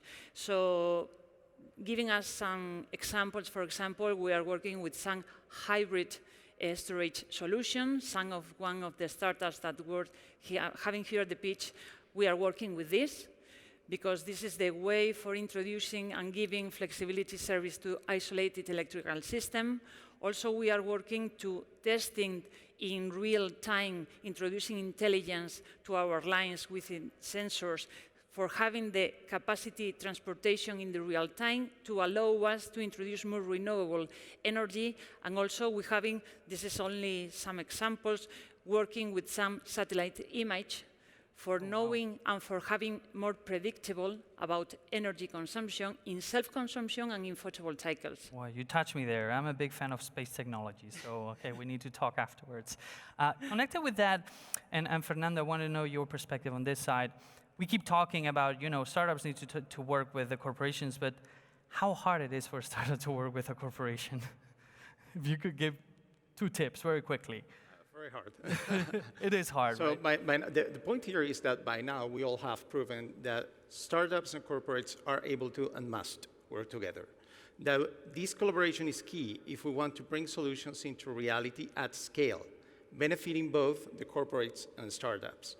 So we see that all major players in our industry are working already with the startups, different vehicles and models to do that. For instance, in our case, in Enel and Endesa, we have a venture client approach. So what we want is to engage into win-win collaboration relationship with the startups, with the goal, the ultimate goal, to having them become suppliers of Enel or any of its companies. So far, we are working already with more than 300 startups, out of which we can consider 60 already scaling up in the group. So it means they are already suppliers of Enel. And most importantly, these startups have received more than 40 million euros in revenues from Enel for the POCs, for the pilots, for the commercial relationships we have developed. But the point here is that even though we are a large company, our resources and our teams are limited. Yeah. So it means that for an entrepreneur, it is not only presenting a solution or a technology, it is identifying use cases that we can apply within our company. Yeah. This way, it is much easier our people to get interested in these solutions and further explore other use cases. And not even that, also defining these new cases with the entrepreneurs so that they can have success cases to go to other customers, thanks to the work they do with us. Well, we need to talk about that. One day I'm going to sit you here, I'm going to start pitching you startups and see if we can fit the use case to you guys. That's what I do every day. Well, Fernando, Silvia, thank you very much for joining us here on the stage. Thank you so much. Jeffrey, thank you so much also for joining in the conversation. Pleasure having all 3 of you. And now let's keep moving and back to our pitches again. So we're staying home in this case, and I want to introduce our next startup coming from Spain and talking about how to disrupt the data center industry. This is one thing that's quite interesting because we all use technology, but we don't fully realize all the metal, all the cables, all the fiber, all the servers that run behind the curtain, right? And the amount of energy and resources that takes. So to talk about how to revolutionize that, I want to introduce our next startup. So please give a big applause and all your attention to Paul Balz, co-founder and CIO of Submer Next Gen Data Centers. Hi, I'm Paul, co-founder of Submer, and we are disrupting the data center and internet infrastructure. Data centers, as of today, consume more than India, 6% of the global electricity, and it is growing towards 1/5 of the global electricity by 2025. An average data center consumes the amount of water in an Olympic swimming pool every 2 days. It's crazy. They are basically growing so fast that it's impossible to keep up with this growth with existing building technologies. We have a few examples here from Netflix, Google, Facebook, and so on. And now also we have a few technologies converging like AI, machine learning, blockchain, which require very powerful hardware, GPUs, ASICs, FPGAs, and so on, that generates a lot of heat in the same space, impossible to refrigerate with traditional technologies. And on the other hand, we have low latency applications like internet communications with 5G, edge computing, connected cars, machine-to-machine, and so on, that require low latencies to be able to reduce these delays in your communications. And this is how we solve it. We created a full stack technology, hardware plus software plus chemical, and now also robotics, that allows us to submerge any kind of compute in our baths, and we are able to dissipate the heat in orders of magnitude more efficiency. This means that we can pack 10 times more density per rack. This means saving 85 to 90% of the real estate by using more powerful servers. We can save 50% of the operational costs. Thanks to the efficiency of the system, we can save 50% of the capital expenses because we don't need the brick and mortar, false ceilings, cold aisles, and so on. And we also save 99% of the water because we can recirculate the water and the heat for district heating a building, and so on. So empowering circular economy. The market is huge. It's growing at a 2-digit rate, only in terms of growth, 300 billion in the next 4 years. And our vision is to capture this market by becoming the de facto way of operating and making data centers more efficient, more sustainable, and more dense. We are ahead of competitors, 10 times faster. Basically, in a year, we move faster than our direct competitor in 10. We have a PCT international patent, and we own the full stack technology. Again, hardware, software, chemical, and robotics. We are moving towards automation and making autonomous managed services, and this brings us to the subscription business model also. And some happy customers, Digital Realty, one of the biggest scholars in the US, Etisalat in Middle East, Airbus, and so on. We are growing towards 9-figure sales by 2023, 10x growth last year, and our team is a rock star. We basically have the former infrastructure director from Apple and Yahoo, our CDO, ex-Ingrams, ex-Intels, and so on. And this is Summer. I hope you like it, and please, if you have any questions, shoot us an email at paul@summer.com. We are looking for customers and future investors. Thank you very much. Okay, wow, Paul. That was impressive. I would say you were giving me the heebie-jeebies, to be honest. I'm a computer engineer myself, and I was seeing like the blade coming into the water, and it was like, no, that you don't do those things. They break, but it's impressive that you managed to do that. So, okay, we're on to the questions. So, do we have any questions? Okay, let's go to our physical judges here. Hello, thanks. Congratulations for the project. Taking into account all the savings you mentioned, what is the typical payback period of your solution versus a standard one? Less than a year. The ROI is basically less than a year. If you look at the total payback of the solution, if you have to choose between air or traditional technologies and Summer, in less than 4 months, you would recover basically the investment of the difference. Boom. Okay, wow. Okay, I believe Jeffrey's in. Jeffrey, come through. Hi, how do you compare against Asperitas? That's a good question. Asperitas is one of our direct competitors, one of the very few competitors. They are based in the Netherlands, and basically they rely on passive convection. This means that, like when you kitchen, the heating elements is what move the fluid throughout the tank. So they basically cannot dissipate, or basically less than half of our dissipation capacity, and they have a lock-in in the form factor. So they need specially built servers for their use cases, which is blocking the market for them. We have total flexibility and no stick to the IT. Okay, wow. You got me there. Paul, really impressed with what you've built. This is the beauty of working and doing the job and having all of you here, is getting exposed to this really extreme deep tech and cutting edge technologies. Thank you very much, Paul. Thank you very much, Jeffrey, for your questions. And we're going to go back to the stage, and I want to invite our next speakers to have a chat around what it is to invest in some of these companies. So to connect with our next speaker, I want to introduce Carlos Fish, who is the principal at Seaya Ventures. Carlos, where are you? There you go. And also with him, Eduard Castañeda, who is the Chief Product Officer and co-founder of Wallbox, which it's one of their investments. Thank you all for being here. Hello, how are you guys doing? Hi, everyone. Pleasure to be here.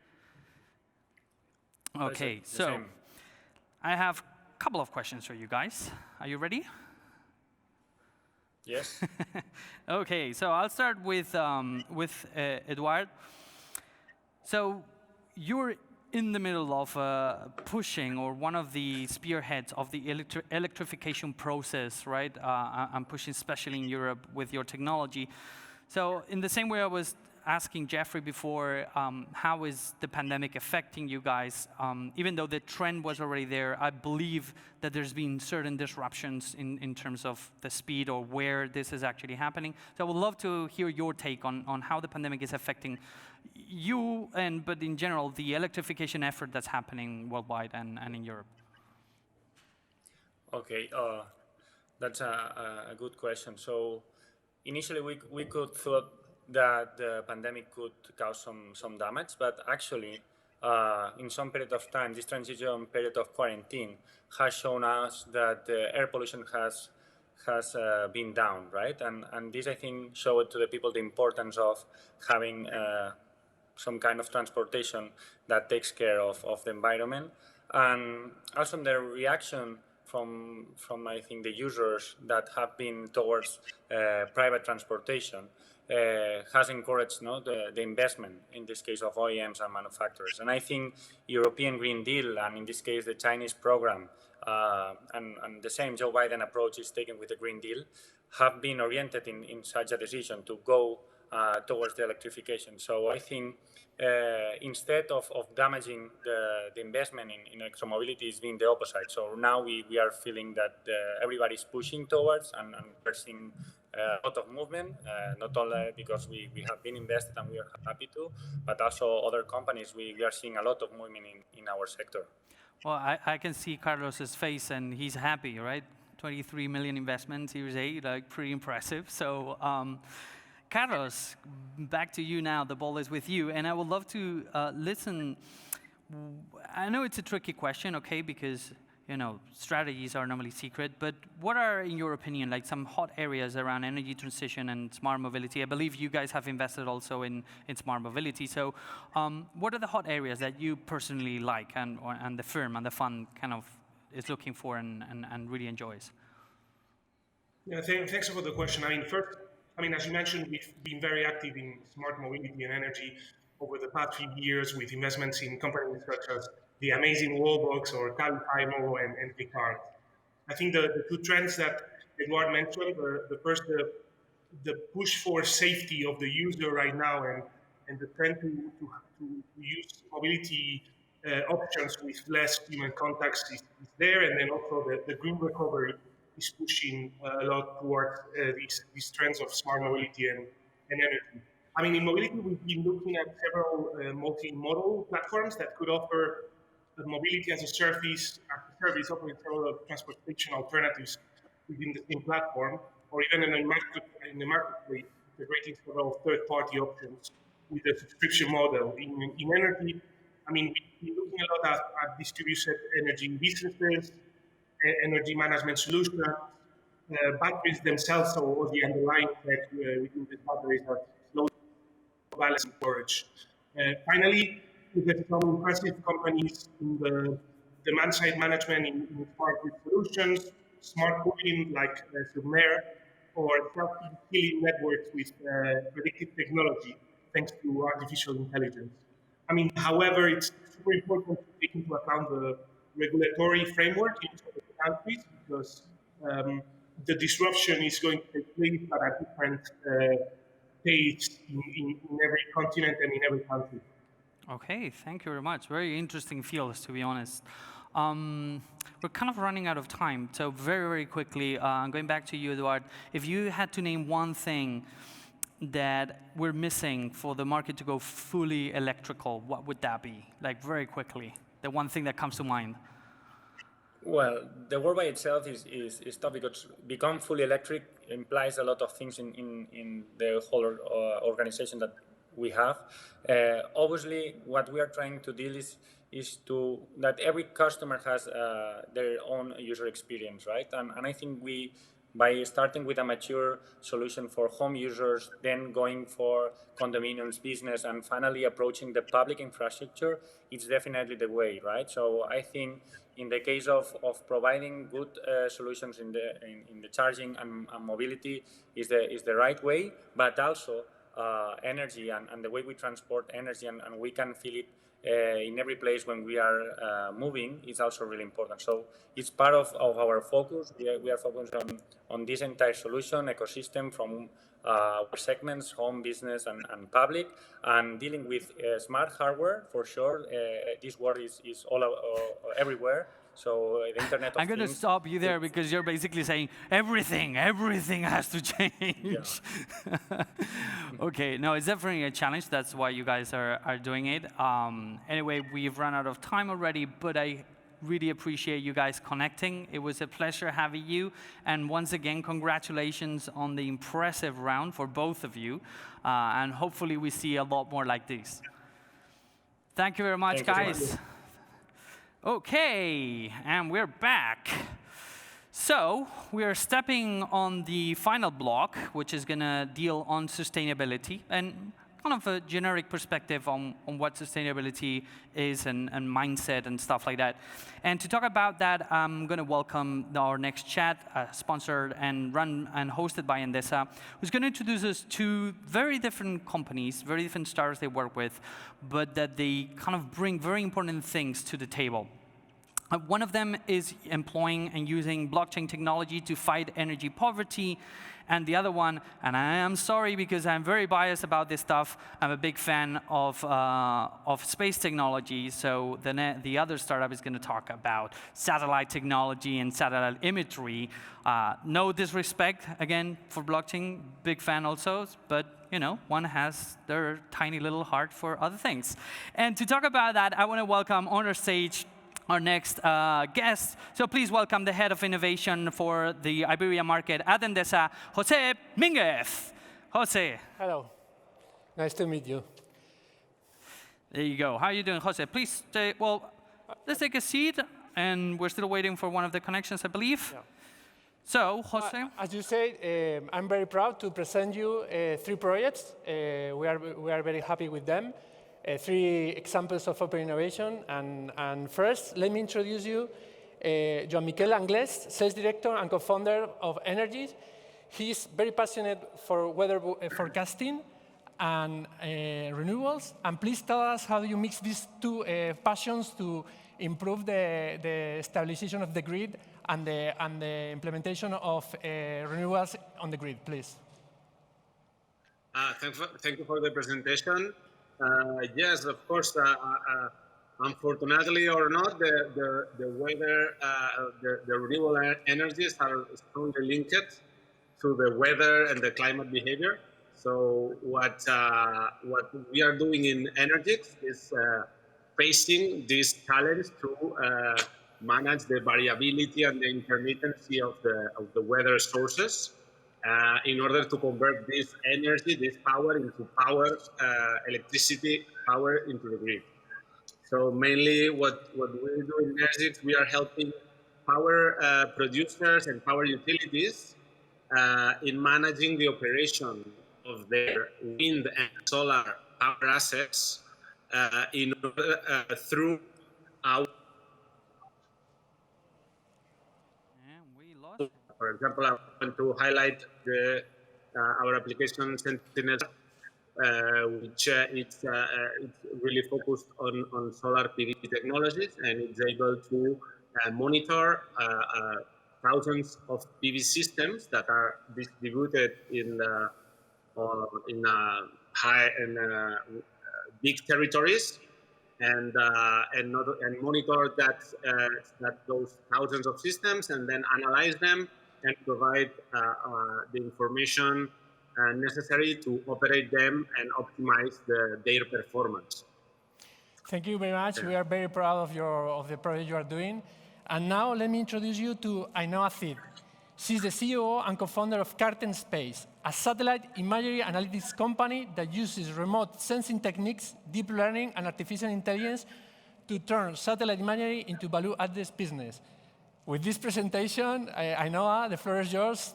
Tell us what you are doing and what you're doing with Enel Group. Yeah, thank you so much, Jose. Well, Carton Space delivers global scale detection and monitoring solutions based on satellite in my area.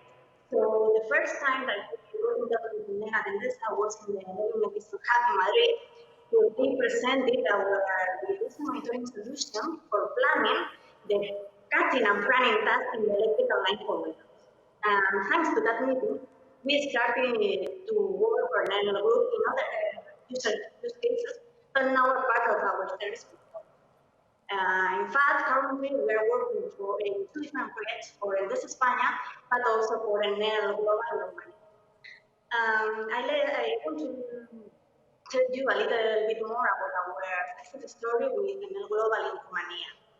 So, as you may know, a very relevant part in the Enel network commercial operations business is related to the non-technical losses, search and mitigation. And in that context, we developed a global scale methodology consisted of building an intelligent model that can quickly identify, detect, and extract relevant features in the terrain that are directly related to those non-technical losses. So as you can imagine, the importance of the artificial intelligence for us was that we could do it in a faster way than with the most traditional methodology, and allowing us to help Enel to detect electrical growth in any part of the world in a very short period of time. So this project is now in its final steps, but as I told you before, since one year ago, we are also working for Endesa España. And I'm very proud to say that this contract has been extended for 1 year more, and not only in Spain, but also in Portugal, which is very important for us because that means that we are offering very solutions for our clients, and also that we are performing a quality job for them. So what I can say is that the trust that Enel Mendoza placed in us continues today, allowing us to grow in the national market and also reach new clients for our space-based solutions for energy market. As you see, two examples of technology, open innovation and collaboration with the startups. But open innovation is not only about the startups. And now, please, let me talk to you about Confia project. 2 years ago here in South Summit, I said in a blockchain panel that we were really committed to develop a really cool and good project about blockchain. Well, I have to tell you that this time has come. This last September, we turned on a Confia project. And let me explain to you what is Confia. Confia is a network between public administrations, electricity companies, regional authorities, social services, city clients and clients, a blockchain network where we are sharing really information. This way, every of the role players have a little piece of the puzzle.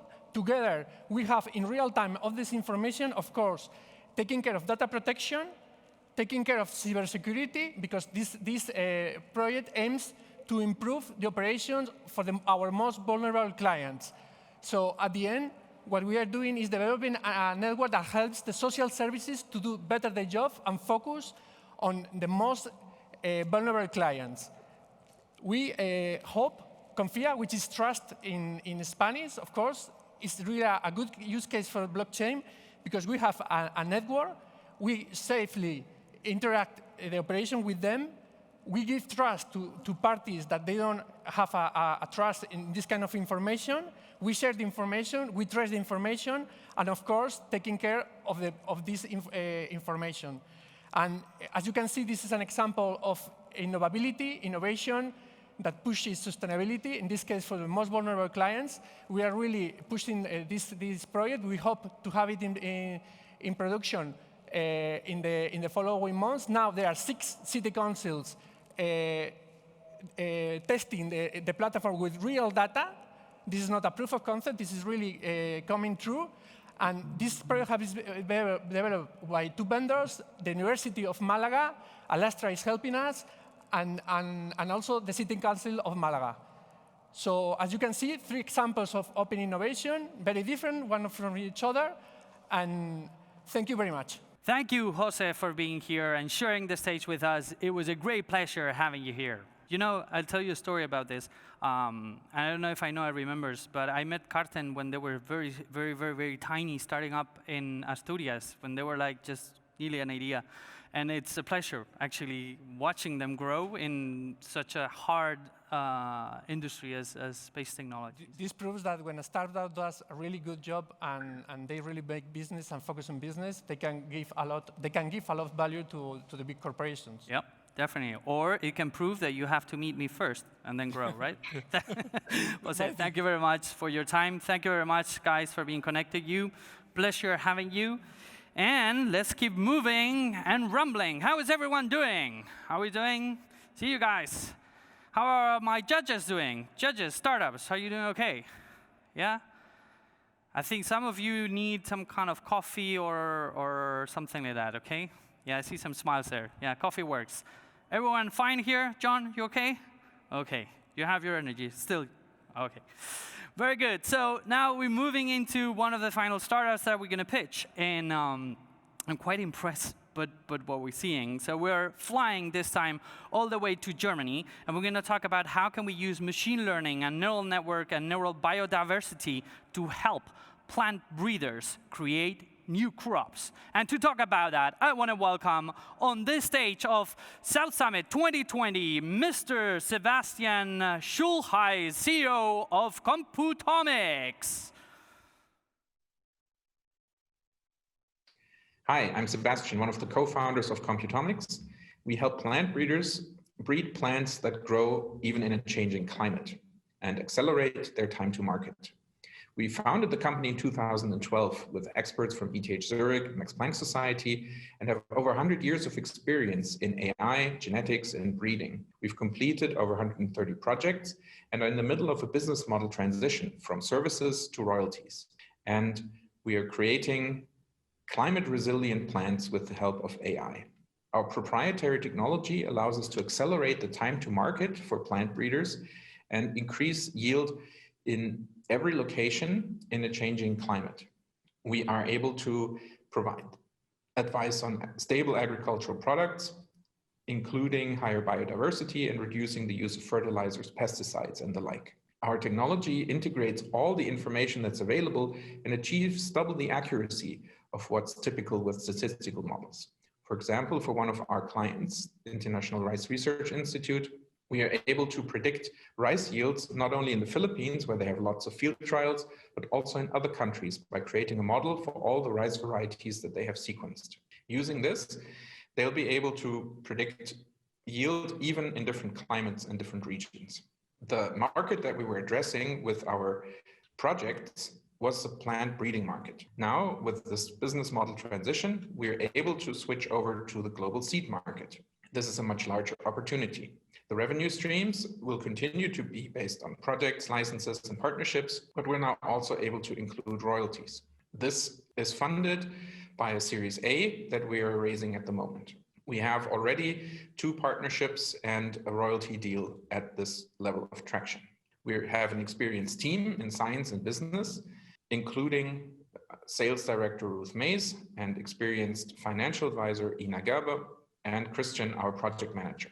We have proven track record on royalty deals. We have a long-term revenue potential of about 800 million euros annually, and we're looking to fund our market access with a 4.5 million Series A. Thank you. Okay, I think, Fernando, we have a question over there. Congratulations for the project. What is the main competitive advantage you have against other solutions, especially those coming from major vendors? The company's own teams that are already putting these kinds of things in place. And our main advantage is the AI technology that's proprietary, that allows us both to have higher accuracy than what the statistical methods can do, and they also allow us to interpret what we are seeing, and that can often have biological meaning. And this is really important for gene editing and the kinds of advances that these companies would like to make. Okay, thank you very much, both. I believe we have another question, Pedro. What can you explain about your marketing strategy, please? We are using experienced consultants, basically former co-workers of our customers who have retired or who are moving into private business and are still in touch with their former colleagues and have a lot of credibility there. And we hire them on a consultancy basis so that we can get access to these larger companies and talk to the right people there. Okay, thank you so much. That was straight to the point. Thank you very much, both. Thank you, Dankeschön. Okay, so to go back to our stage, I want to introduce our next speakers that we're going to talk about, as I was saying, a little bit around sustainability and how do we engage big companies, small companies? What are the plans to push forward the sustainability efforts worldwide?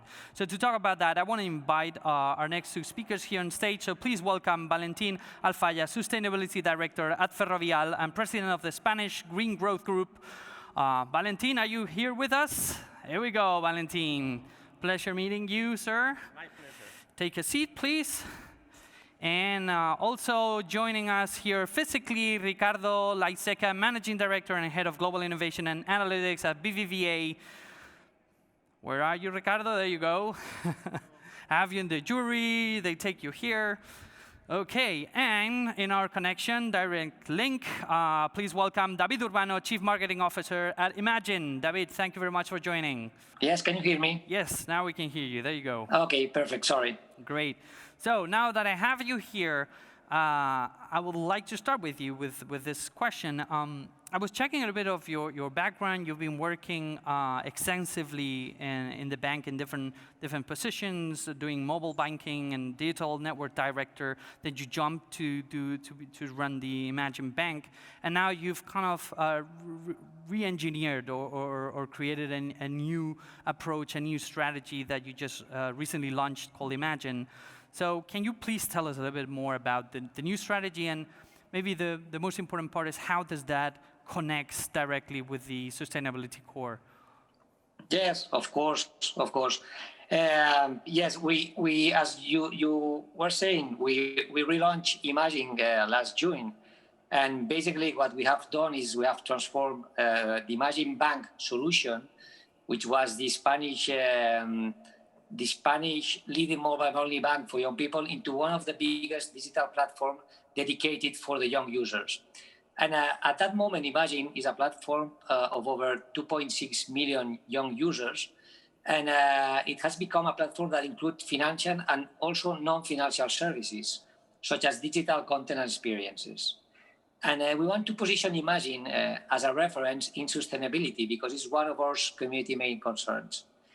In order to do that, we have defined a clear strategy focused on 3 of the 17 Sustainable Development Goals, which are these 3: sustainable communities, responsible production and consumption, and also action for the climate.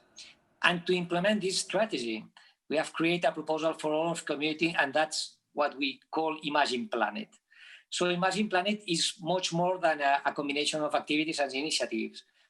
With Imagine Planet, we define how we want to be as a company, with who we want to work, and also what impact we want to have into the society.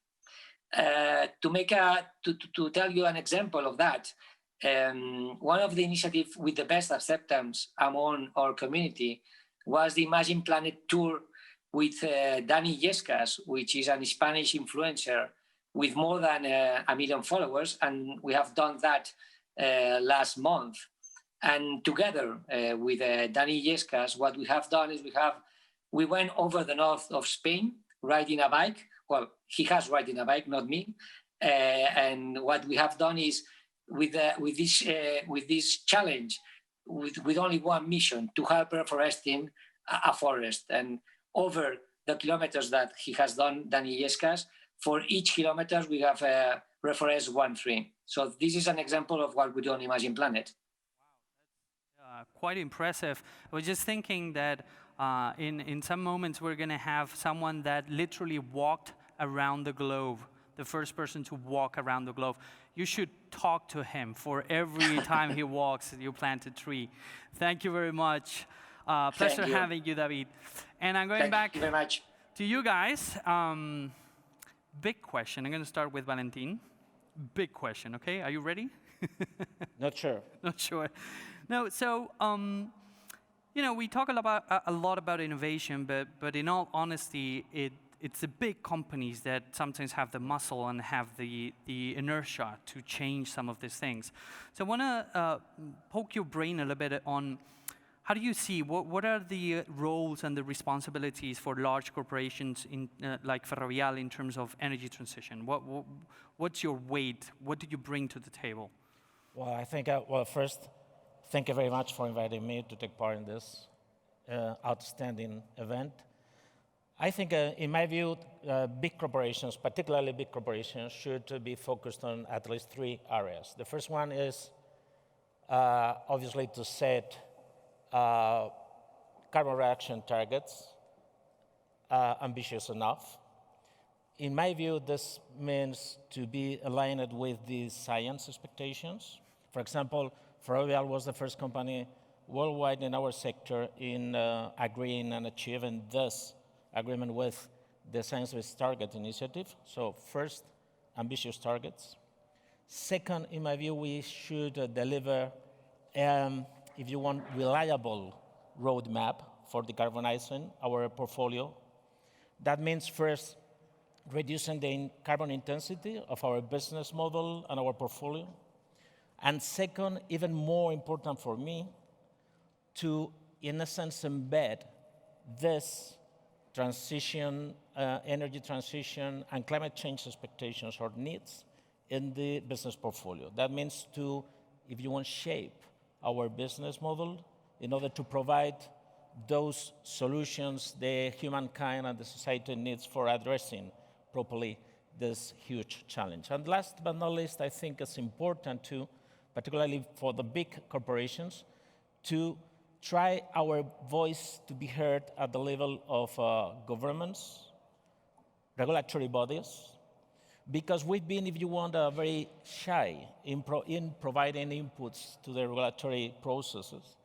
And basically, I think we should follow the recommendations of the United Nations General Secretary. For example, 3 years ago or something like that, he asked us, first, you, the companies, you should be more vocal, more demanding, in a sense, to misbehave. Misbehave means, in that sense, to make our voice to be heard strongly, in a strong position, in order to the regulatory bodies and governments to get our input clear. No, it's very important, and we get that stuff from the startup perspective, where they say, like, you need to raise your voices because regulators need to understand how to do this, right? And absolutely. We move so fast, and the acceleration is so big that sometimes it's hard to even pinpoint what exactly. I was just thinking, you know, what it is one day in your life when there's suddenly a new change in regulation. You have to go through the whole stack of, like, where is this going to impact us? So, yeah. We'll get there at one point. Thank you very much, Valentin. And Ricardo, thank you for being here. Thank you. Question for you. You have kind of a very eclectic background, which is really interesting, being a long time in the bank, but in different roles, very powerful, very, I would say, important roles within the bank.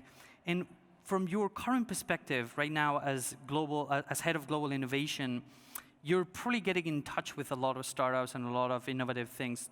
Do you feel, since you've been there, that there's been an acceleration on the kind of interactions and the kind of new wave of sustainability that you are getting exposed to? From the outside, I'm guessing. Yeah. Thank you. My view is that everything is changing. We are living in a very challenging time, no? We are living in a global pandemic situation and also in a global economic crisis at this moment after the pandemic. So it's time to act. So we feel that the financial institutions, we should have carry on and represent a part of the solution. I feel that we have done this for a long time. This is something financial systems can contribute a lot. But at this time, it's time to reorientate our daily activities, the way we conduct our daily operations, into a much more sustainable way. It's a responsibility of everybody, not just the banks. But I feel that banks in particular, we can contribute much more than ever. Maybe it is the time where banks can have a unique approach to economic growth and a unique approach to serve our society and the world in a different way. Oh, you're very right. I think it's kind of connected with... They are one of the main drivers now. I know. I was just going to say that. Just follow the money.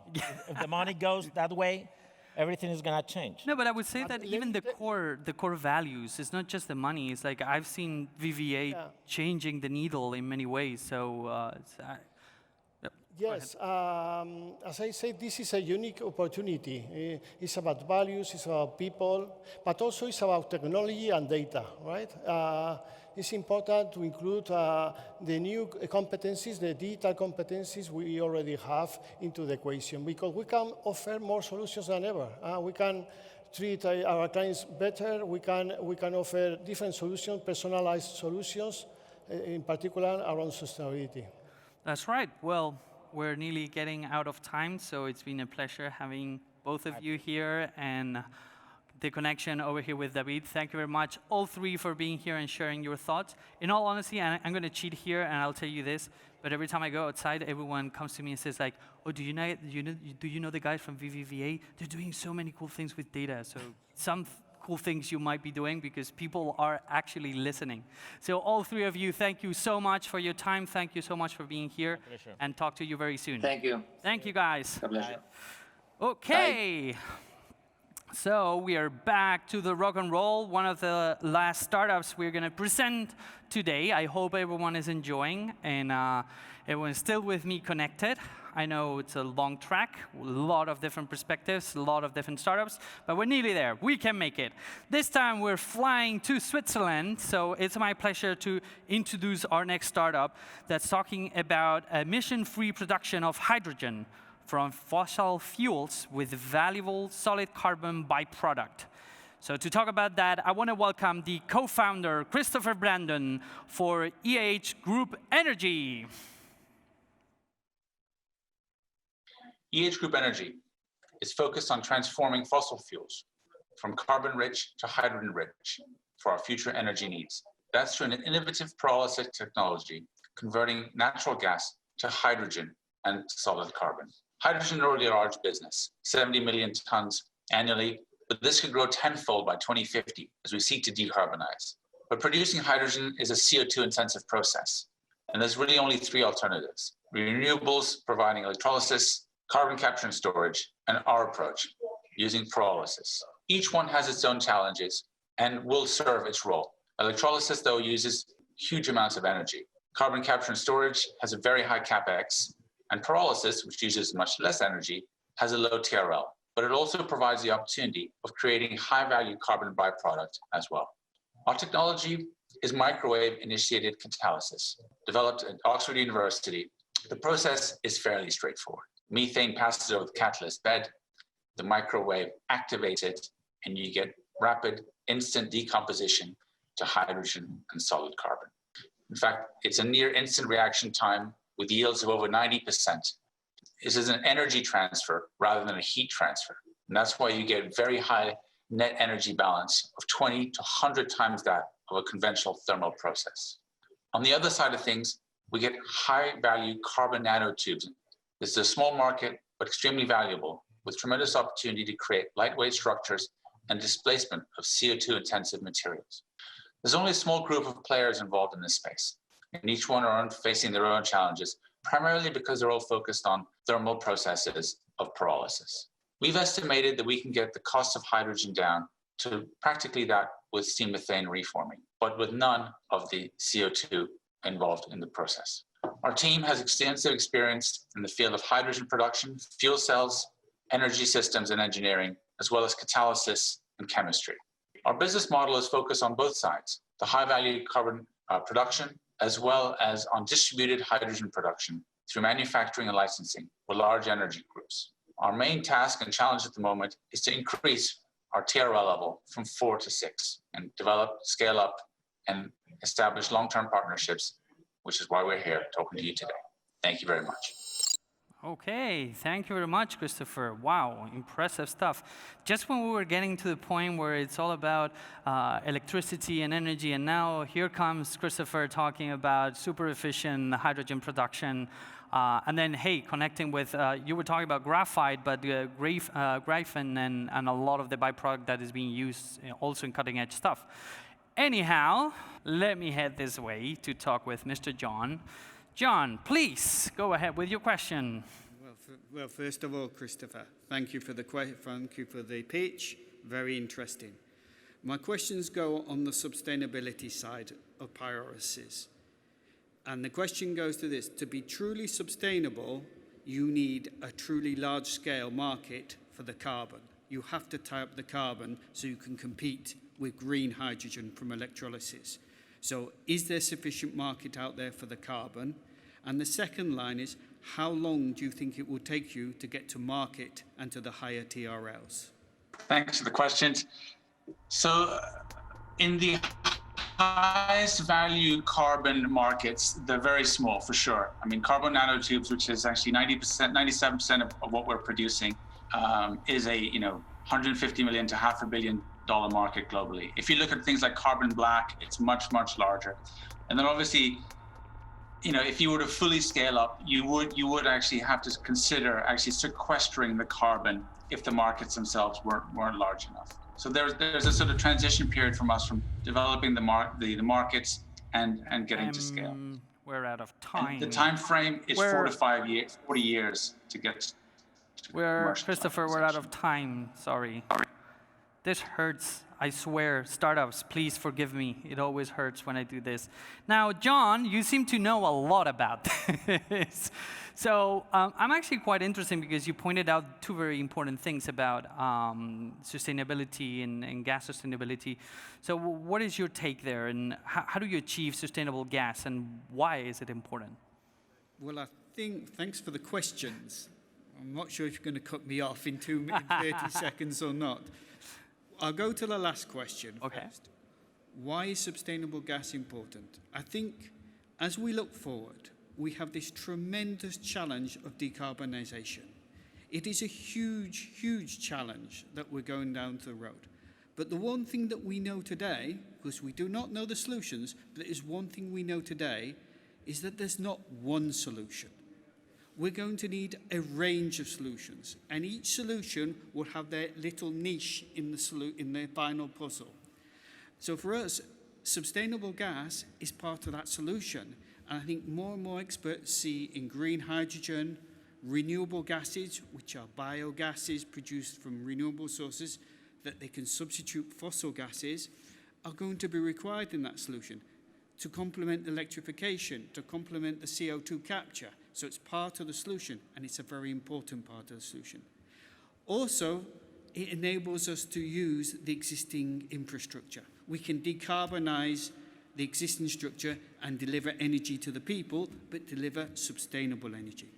And another line is that the biomethanes, we can produce them from waste materials. They go along the circular economy concept, where we can reuse our valuable assets and go down the biomethane route, so we can create these circular atmospheres. So it is very important because it's going to be required if we really want to get to decarbonisation. It is complementary. We can start integrating the gas and electricity systems together. And for that reason, things like all the interest in green hydrogen and other renewable gases are being driven by this need. It's actually interesting. You point out two very important concepts. I would say that I always think when I listen to the startups, I go like, but do you have the infrastructure to then plug this into the world structures, right? Mm-hmm. So it's good that we're thinking about this stuff. So thank you very much, John. One day you're going to go up there and we're going to have a long chat. Thank you very much. And meanwhile, I don't know if we have any other questions from our judges. Anyone else? Any hands, please? No? No questions. Okay, well, we are on the final stages of our block, and we're gonna hear the last pitch of the track. And coming all the way from UK, I honestly remember when I reviewed this pitch, and I was like, whoa, what, really? So I think everyone's gonna be excited about this one. So please welcome our next startup that uses natural and biodegradable cellulose beads to smooth on the skin and save the planet. Please welcome Giovanna Laudisio, CEO and co-founder of Nature Beds. Hi, I'm Giovanna, the CEO of Nature Beds, and I'm here today to tell you that it took you approximately 1 week to eat 5 grams of plastic, more or less the weight of a credit card. Where does this plastic come from? One source of plastic pollutions are plastic microbeads, which are plastic particles smaller than 5 millimeters. These plastic particles are intentionally added to many products you use every day, like shampoo, toothpaste, sun lotion, detergents, etc., because they fulfill multiple functions.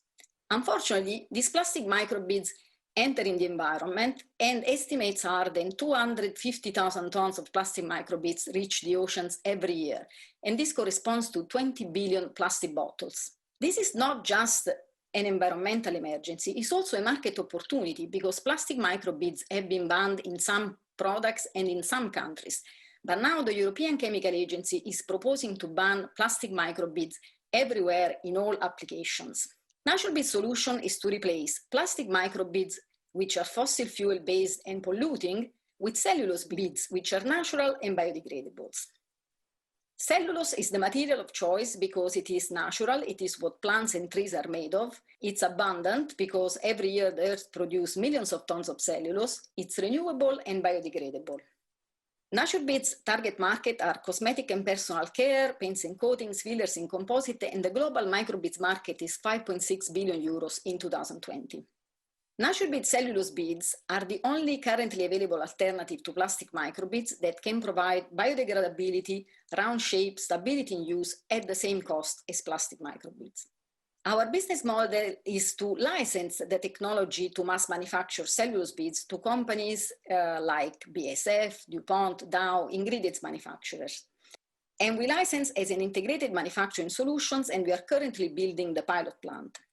We've received multiple requests of materials from companies ranging from personal care and cosmetics, paints and coating, packaging, etc. We sampled 7 companies and we received 3 positive feedback so far. One company is interested in launching a product with our beads.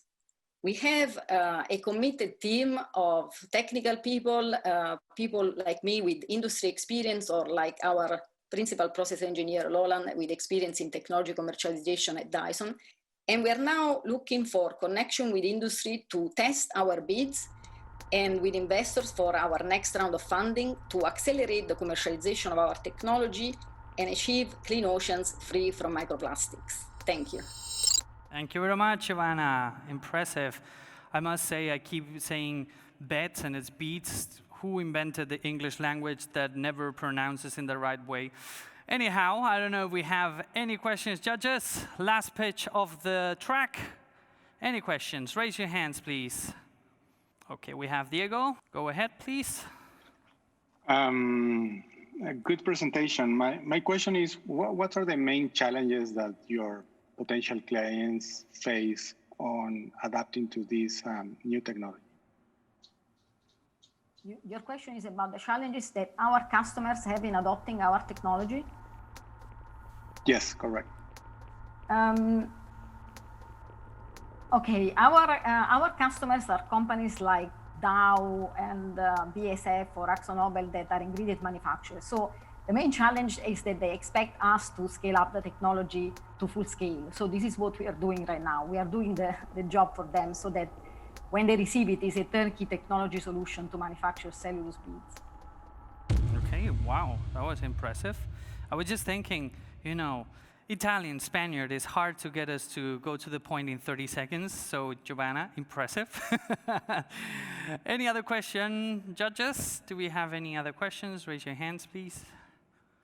And we're moving forward to the last talk of our track. And to talk about something that I think we've seen in some of the talks so far, but I think it's really important that we highlight it again, is that a lot of this stuff is not just the technical capacity that we have to build or to deploy or to research these things, but I think in most cases is more of a mindset that you build, right? I was remembering the talk with EcoAlf and thinking it's about how we embody those values and how do we use our knowledge, how do we use the people around us to push these things forward. And precisely to talk about that, how to build a sustainable mindset, I want to introduce our next talk. So please welcome Isabela del Alcázar, Global Head of Sustainability at IE University. Thank you very much for being here, Isa. There we go. Take a seat, please. And to accompany Isabela, please welcome Pedro Alonso, Communications Director at SACIR, and Nacho Dean, naturalist and professional explorer. There you go. Keep going, keep going. There you go, Nacho. And I have an interesting fact about Nacho that I was just mentioning a moment ago. You're going to help plant trees, my friend, because Nacho here has an impressive track record. He's a naturalist and professional explorer. He was the first person to complete a walk around the globe and the first person to go linking all 5 continents swimming. Can you take your shirt off? Maybe later. Later. Okay, Isabela, floor is yours. Enjoy. So thank you for inviting us here today. We are here to talk about building the sustainable mindset. And I will start talking about what's happening now, pandemics, which are unique among natural disasters in that they affect the whole world at the same time, just like climate change is doing. There's no time to lose, and we need to be ready for a behavioral change, leaving aside our individual priorities to work together for the collective welfare. We need to reorient all of our political, economic, and social systems, as well as creating the right mindset in the people with whom we work. Well, you've already been introduced. So we have here the opportunity to talk to Nacho. He's been walking around the globe. He met people from different cultures. He's seen lovely landscapes. How do you think the world is reacting to this current situation? Well, thank you very much for the question, Isabela. To travel on foot is the best way to know the culture, the countries, the places, and of course to document the state, the health state of the environments you walk through. During 3 years, from 2013 to 2016, and then 2 years later, from 2018 to 2019, I've been walking around the world, and I have an idea of the real size of the planet. It's a knowledge based on my own true experience. And I can say the planet is not so big, so we should take care of it. I've spent almost half of my life in the open air, in contact with nature, and I experience the planet as a living being where everything is connected. The atmosphere, the wind, the oceans, the soil, biodiversity, human beings, we belong to nature. We are part of the full picture, and we should be aware of that. Every action has a consequence, has an impact.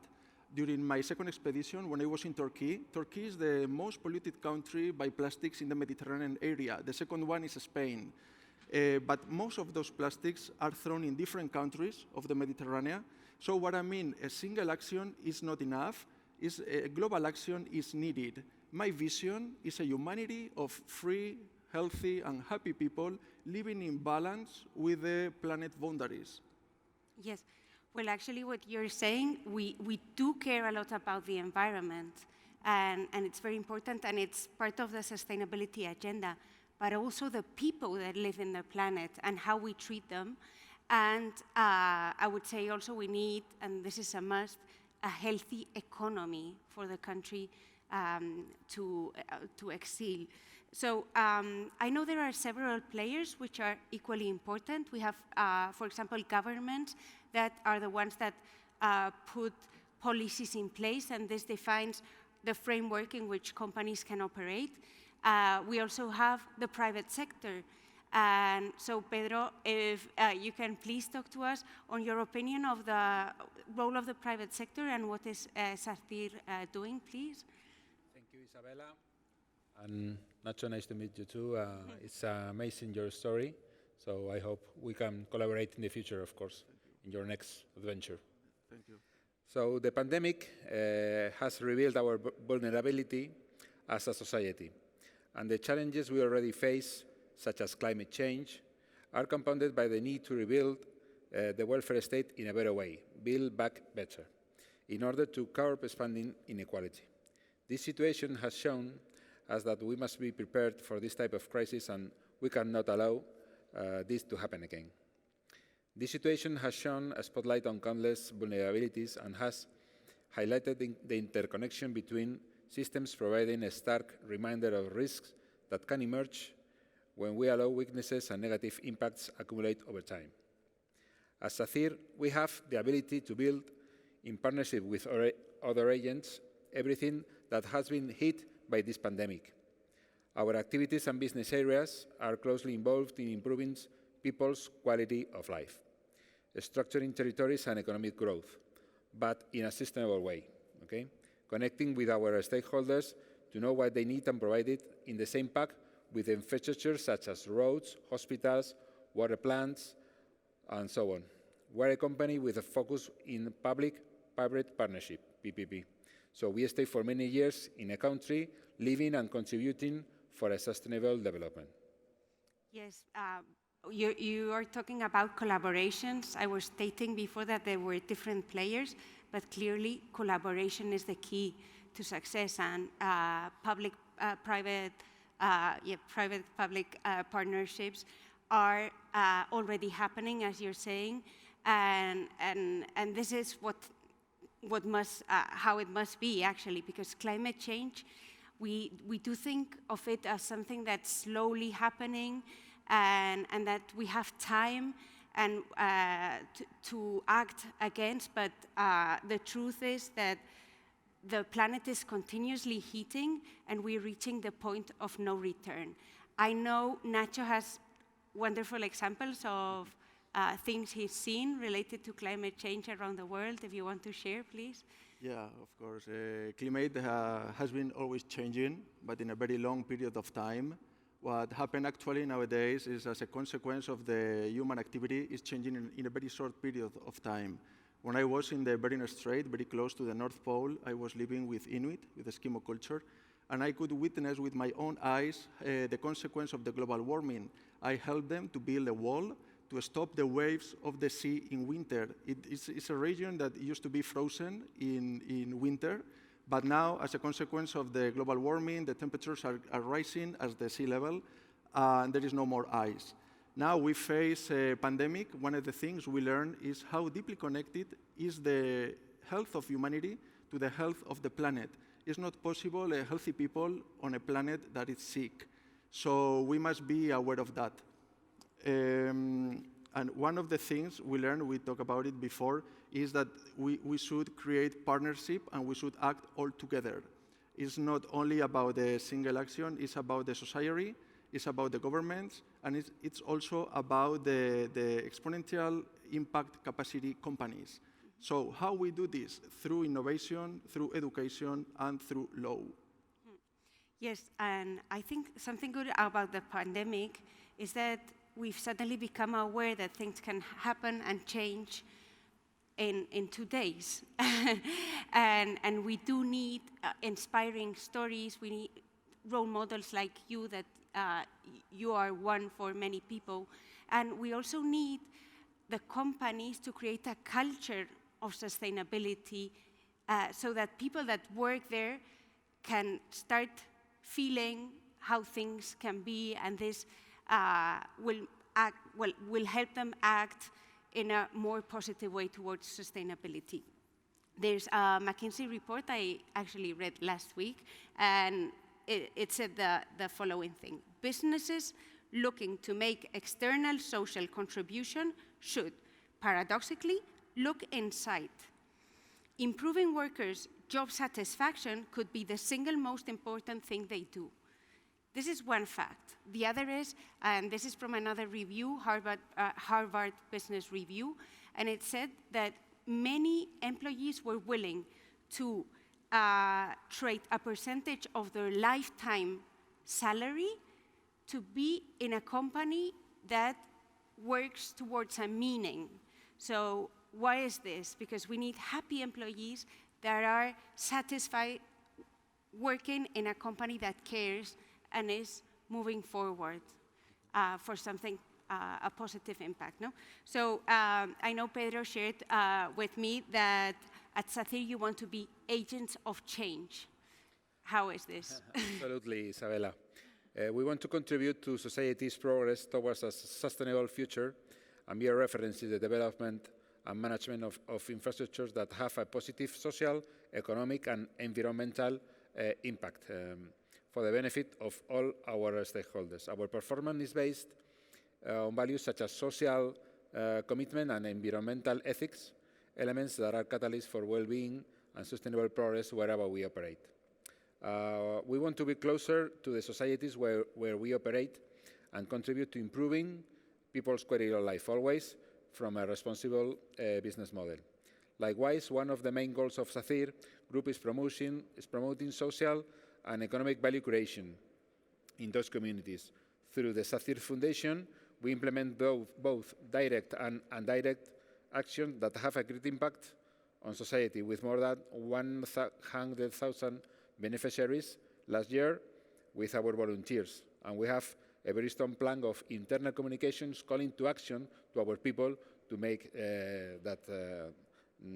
action in many areas like water supply, hospitals, or now in COVID-19 crisis, food programs.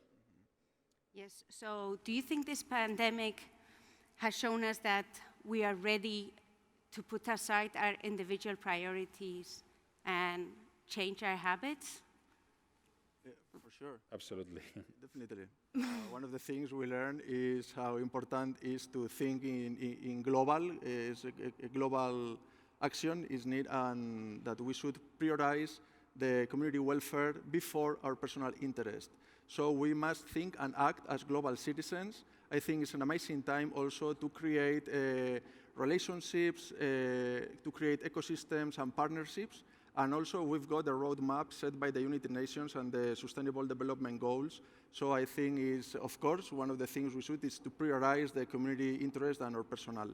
As I saw through my expeditions, there is nothing impossible. I try to show in the books I've written and a documentary I'm working on what we are capable of when we focus on a goal and we work hard for it.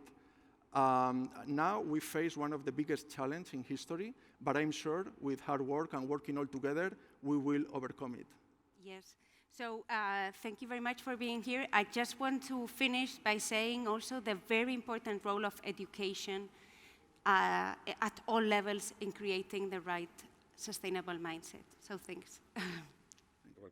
Well, thank you very much, all three of you. It was a pleasure having you. And I was thinking that, you know, every single time when someone tells me, oh, but that's too far, you have to walk there, that's too far, I swear I'm going to give them your name. It's like, that's not far, not even close. Okay, and hey, with all due respect, you say the Earth is small. I will care to, I mean, I get your point, but you know, walking there, it's a long way. Thank you very much, all three. Okay, so people, how is everyone getting along? Because we are at the end of our track, and it's been an immense pleasure being here and sharing this track with all of you. I really want to appreciate the effort and the time of all our judges that have been here on the stage and connected. And I've been on the other side, so I know how long this kind of drones on when you're on the other side. So I really appreciate you guys being connected, being responsive, and throwing these really good questions. The same goes for startups that have been connected and responding and pitching their incredible startups. So it's been an immense pleasure having all of you here. And this is a reminder that we're still going to have the prime time in the afternoon. Don't forget to check it out because we have an incredible speakers and keynotes there too. And reminder that this track is being produced in parallel with 2 other tracks that you can also switch and check, which is the mobility and smart infrastructure and the connectivity and data. Reminder that the winner of the energy and sustainability pitch competition will be announced this afternoon too. And finally, my personal appreciation for everyone making this possible. It was a pleasure being here. And see you on the next track. Enjoy the rest of the show. See you.